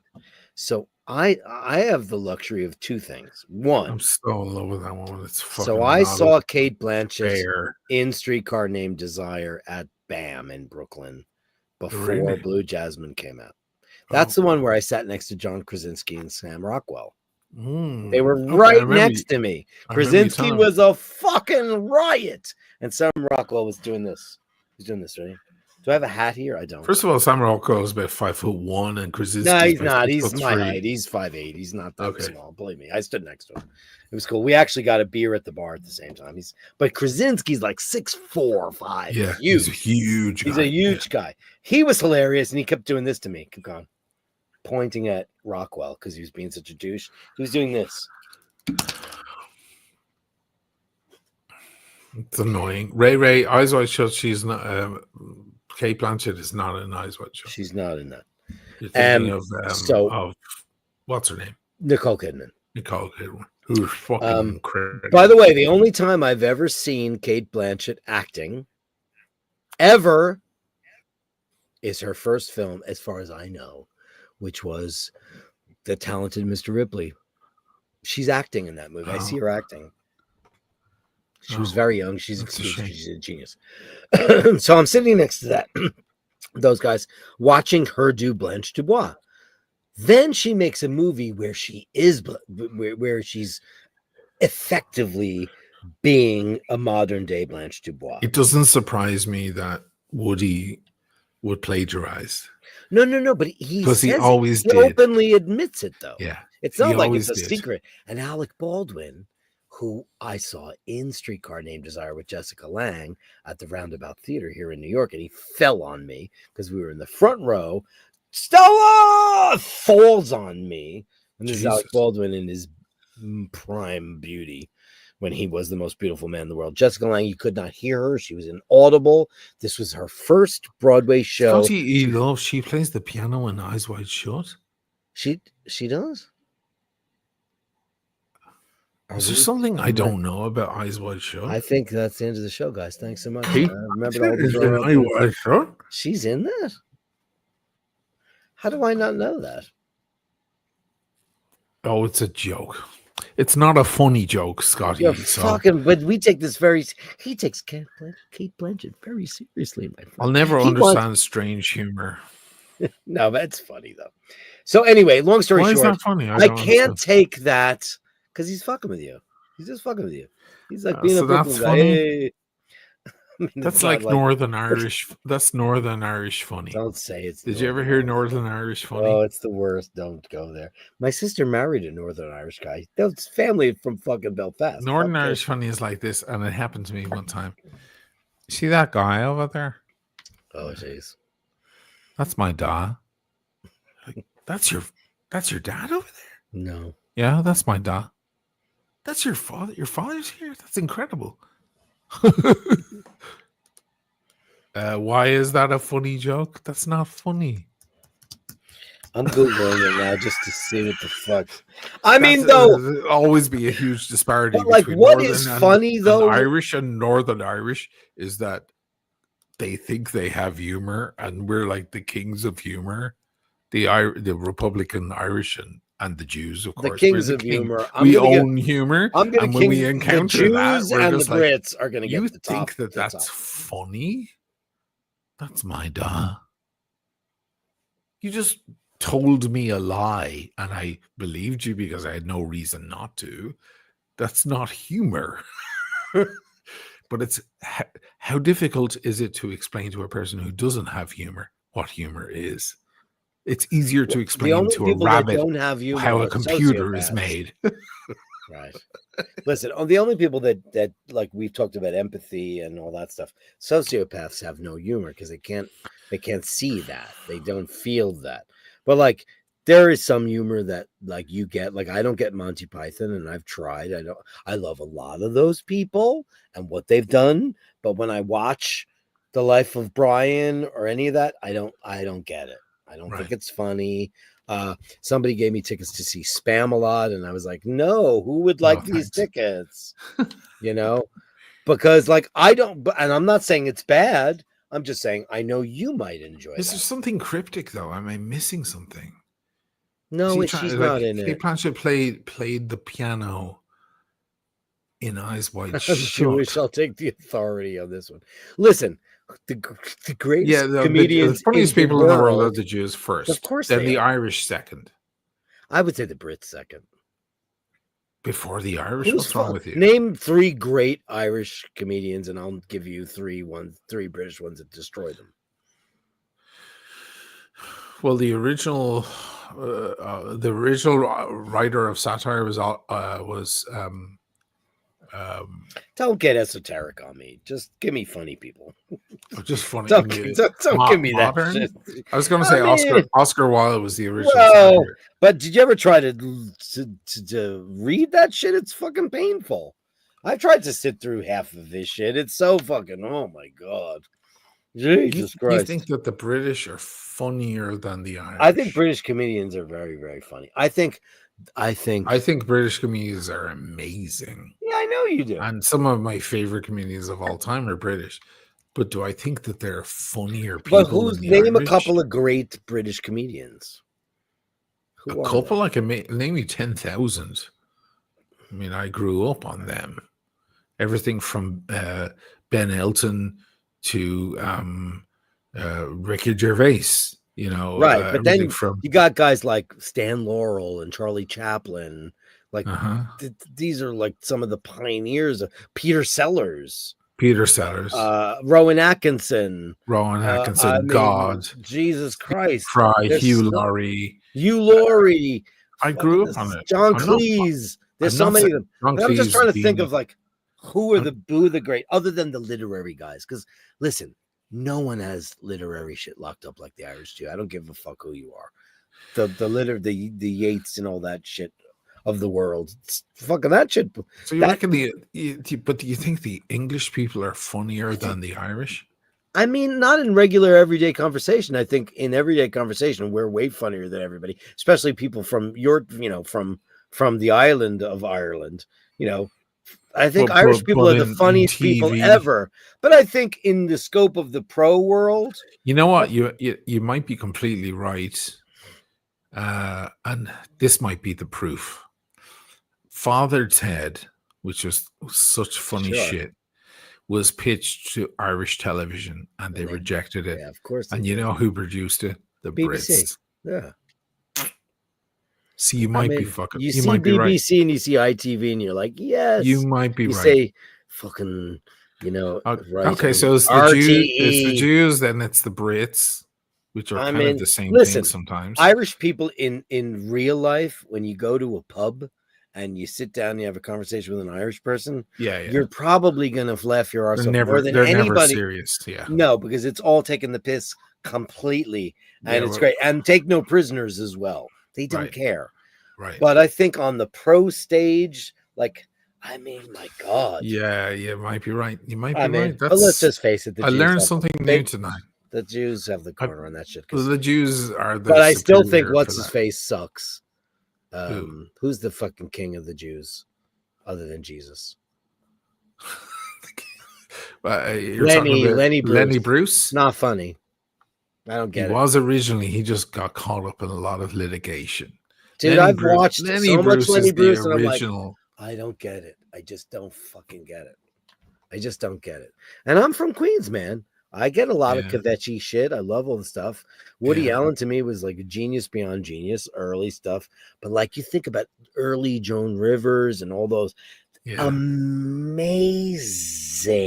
because Larry David is a genius. No one can touch them.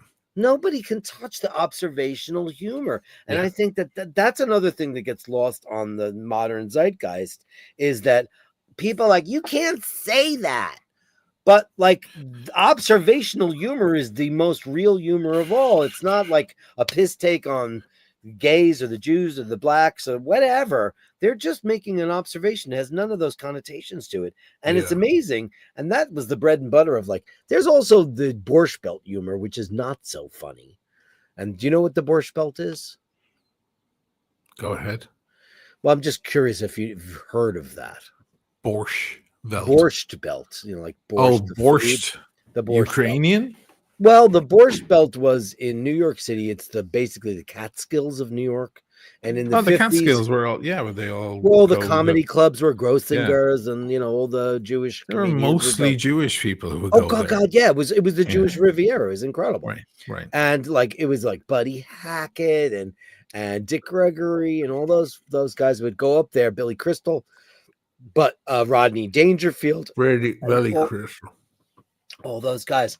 And they would like, and a lot of it is there's a Borscht Belt comedy, which is for Jews and not for everybody else because they might not get the connotations because it's a closed audience. It's like metal, like doing a metal show in a fucking classical environment. Like you're not going to get the joke or whatever.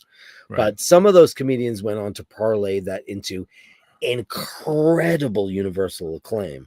So it's amazing shit. I don't know. Shecky Green, right? Here you guys go. Billy Crystal, Dick Gregory, here you guys go. Buddy Hackett, Shecky Green, amazing. Billy Connolly was observational humor. Well, sure. Well, we all love Billy. Now he's from Scotland, though. He's not Irish. Yeah, it's Celt. It's Celt stuff. It's Celty shit. Yeah. Who could crack Scotty Love? Who could crack up anybody without saying? I'll tell you, there's a couple of guys like Julia Louis-Dreyfus. I just need to look at her face, and she makes me laugh. You know who else makes me laugh? Ron Atkinson did it with Mr. Bean because he's a silent actor. He's Charlie Chaplin. Yeah, he's mime. It's mime. Yeah. It's mime. That guy. It's pantomime. That guy figured out how to convey the laughter without actually saying anything. Yeah, which is, I mean, it's one of the reasons why it was like Benny Hill. It was one of Benny Hill's lower brow. Why didn't I say that? It isn't lower brow though, because you watch some of it now and you go, "Oh wow, I didn't get that," because we all watched that as children. You and I watched it as children, but if we watched it now as an adult, it's a particular skill to be able to do that, and that's why Mr. Bean was universally accepted by everybody. Have to translate anything. Yeah, the chicken song. Porgies, orgies. Remember, he's at the campsite and it says porgies, and then somebody hits a ricochet, and all of a sudden it says orgies, and he goes running for it. It's silly and stupid and funny, but oh god, Benny Hill, my god. Yeah, Scotty Love says Buddy Hackett. The roasts, man. If you just watch, not these modern roasts, which are great, don't get me wrong. You watch those old roasts with Foster Brooks and Buddy Hackett and all those guys. Holy shit.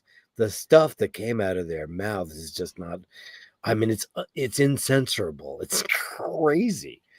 And like they got away with it. And like that was a different time and a different place. We're watching this. I feel a little bad for take the Italians and the Spaniards, the French. They have their comedians. They have their iconic comedians that they love. But we in the English-speaking world, we've had such a wealth. Man. We've had Aussies. We've had Brits. You need to fucking speak English, you fucking Krauts and you fucking Franks. You know, I just sometimes I feel I know some Italians who know the comedy from other countries and they love it and so on. But a lot of Italians are kind of they're cornered off from that stuff because they'll never quite get the joke. They'll never understand, and so they're limited to the great Italian comedians, which they're really, really funny, of course, but they'll never know the beauty of Billy Connolly or of Woody or of Bob Newhart or God knows what. So many different. It's such a huge world of brilliant, intelligent comedy that they would love if they could only understand it, but the language barrier just permits them from ever knowing that stuff. And I feel like they've been robbed, of so much. I often try to remind my daughter how fucking lucky she is because she gets to enjoy these different cultures. She has such a broad scope. And I feel lucky that I get to enjoy Father Ted, Rowan Atkinson, Bob Newhart, whatever. American comedians, Bill Hicks, maybe the greatest of all time for me. And that's a whole other level of smarts. That's a totally different avenue of comedy. It's a lot of people are not down with that kind of level because it's heavy hitting and topical and like some people just prefer Ricky Gervais to just go, yeah, you'd be safe, you red ginger cunt, because it's funny. Yeah. But like when a guy like him gets Eddie, that that German is hilarious. Said nobody. said nobody. Yeah, The it's Germans, not really funny. they're not famous for their comedy now. Neither are the Scandinavians. They're fucking awful with comedy. I mean, the famous joke is that the Irish bunch are hard to make to put on a play in Stockholm, and they show the road sweeper going down, sweeping the road, and he looks around to see if anyone's looking, and he picks up the sidewalk, and he sweeps under the dirt under the sidewalk and puts it down and keeps walking. And the Scandinavians stop, the Swedes stop him and go, sorry, that joke is not going to work here, because here in Sweden our sidewalks don't lift up like that. There's a brilliant one though. I don't know if I can translate this. There was like a bunch of YouTubers watching Bill Hicks, old Bill Hicks skit that I mentioned before, where he's on some talk show going, I finally understand how women work. Adam and Eve were in the Garden of Eden, and Adam said, my God, our lives are perfect. Everything we dream of comes true, and we'll live forever, and so on, blah, blah. He goes through this list of things, and Eve goes, yeah, it's just not enough, is it? And everybody laughs. And there's a female person on the podcast crew.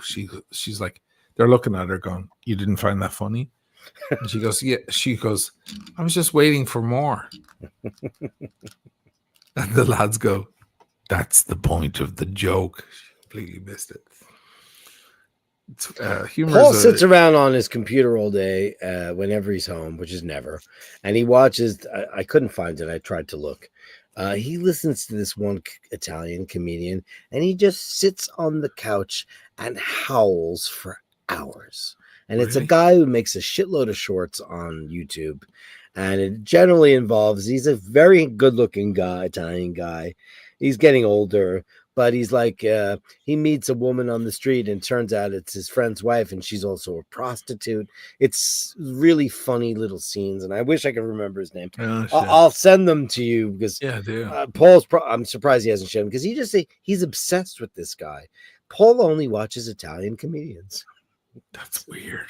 Listen, there are brilliant comedians. It's just one small bowl of comedians. No, though, sure.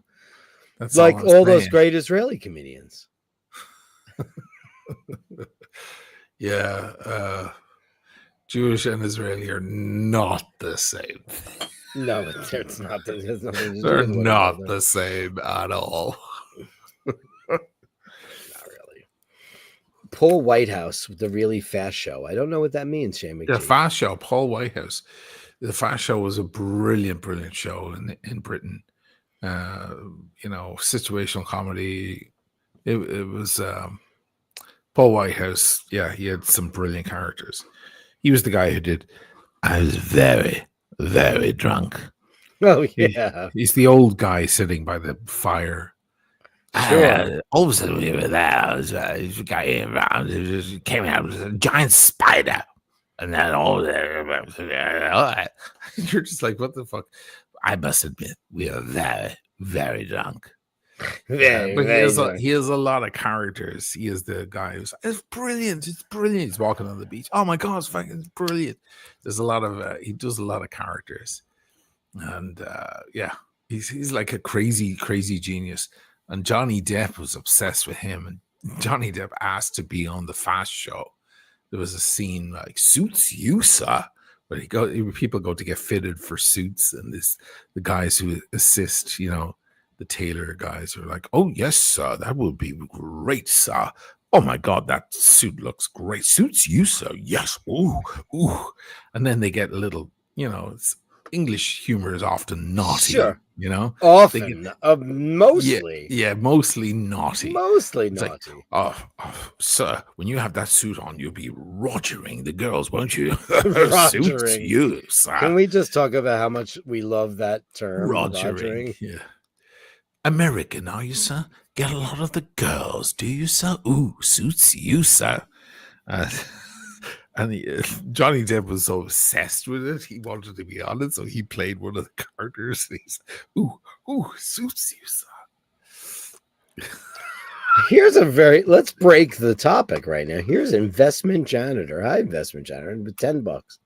To answer your earlier question, way earlier, if tariffs will kill the U.S. watch industry, it is actually the S&P 500 that will kill the watch market, since over 50% of U.S. retail sales are by the top 10 of incomes. I don't think that's true. Do you? I was saying on my show earlier that I don't know if the Swiss watch industry is going to be affected too much by tariffs because they're an odd bunch. Yeah, It's not buying a car, or it's not buying eggs. But it's a big ticket item, though. It is for the and not the brands up their prices all the time. Yeah. JLC up their prices. JLC. Oh man, what did they do? Whoa, bro! Yeah, but the brands up their prices all the time, and we complain for a month, and then we're over it, and then we're still after the piece. 31% is a big tariff, though. Yeah, and that the Trump claiming it's reciprocal. Listen, people, if you want to drink that fucking Kool-Aid, I don't know how to inform you. It's faulty math. It's just, no, they don't charge 69% tariffs. I don't know where that's a deficit calculation. That's not a tariff. It's just somebody told him that's what that was. And you speak to all these great minds. I was talking to Scotty Love the other day. Yeah, tariffs. Yeah, but tariffs will kill the S&P. There you go. Listen, I talked to this guy on the phone. He's a very fucking brilliant guy, and his whole life is investing and stocks and all that shit. And we had a conversation the other day about all of this stuff, and it was just amazing conversation where I learned a lot of stuff from a very, very smart person. Yeah, but tariffs will kill the S&P, right? So it's some crazy shit. He goes, options. Yeah. You know what I want to do one day? Next time we get together, next time you're in New York City, let's get together and why don't you make me put money in options so I can just get the fuck out of my life? Because you know what? I think you have the answer. And you know what? Sometimes you just have to be daring, because options are he says no, but they can be dangerous, because obviously you could lose your shirt on that. Sure. It's very, very interesting. Tariffs are based on import cost, not retail cost. Yeah. Well, after you pay the import cost, what are you supposed to do with that fucking retail cost? You're supposed to keep that price the same? Precisely. You get the what product. Are you Fox News out of your mind? I mean, there shouldn't be any confusion about tariffs. We know exactly what they are. The product comes overseas. We don't. And as it enters your country, there's an extra percentage put on for you to receive it. That's what a tariff is, and that's what they do. So you put the tariff on the country, it doesn't cost them anything. It just means that their product is now going to be more expensive in that receiving country, and maybe people won't buy it anymore. So now it becomes a concern to the original country. I don't know why there's confusion about tariffs at all. Scotty Love, you want to jump in on that? You're one of the smartest people I deal with it all the time. If you go on Chrono24 and you buy a watch from Japan because it's cheaper, you'll then realize why it is cheaper, because they have to put it cheaper, because you're going to get hit with a huge local tariff fucking tax when it arrives. If I send you, we bent the rules a little bit with your Milgauss, but if I just sent it in the regular way, this is admitting fraud against customs, but whatever. If I just declared the value, they would have said, yes, here's your package. Now give us $2,500, please. Yeah. That's the tariff. That's the local tax. Yeah. So that's what it is. Investment janitor, you can't expect a company to pay this ridiculously exorbitant tariff and then not pass the savings on to you. Well, that's just how it works. The hope is that is that the people who are sending it lower their prices enough to make up for the tariff so that the product winds up being the same Well, price to the sure. consumer. That's the hope, but I don't know if that's going to happen. It's strange to me that people don't understand the basics of this stuff. Yeah, I mean, I just think the bulk of Americans don't really understand, and I know that Donald Trump doesn't really, and his advisors don't obviously understand exactly what any of that means. I think the people who truly like they're smart, but they still believe in the Trumpisms are thinking that what he's doing is he's forcing them to lower their prices or to remove their tariffs completely. He's playing the 4D chess. And he's trying to make it so hard for them so that they have to make a change themselves. But the idea that the tariff on a Chinese product makes China pay more doesn't make China pay anything. It's stupid. It's stupid. No, it doesn't. It just affects you as a person. Yeah, that's like you moving away from home and telling your family it's a tax. Look at Scotty. Telling your family it's going to cost more. Like your family have to travel farther to see you, so it's going to cost them more to see you if they want to see you at Thanksgiving. There's a tariff that happens when you try to make the distance. Anyway, it's interesting, but the idea, like Kevin O'Leary said it annoyingly, he said the idea is that he forces the other country to zero their tariffs, so everybody's there. You put down the gun, and I'll put down the gun. Sure. No, I get that. Yeah. Sure. So, but that hasn't happened yet. That hasn't. Yeah. Never happened. Exactly. That hasn't happened in history. And now China just doubled down.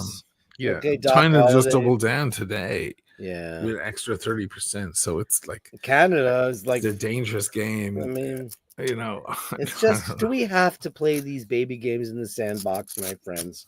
It's just so incredibly stupid. It's incredibly stupid.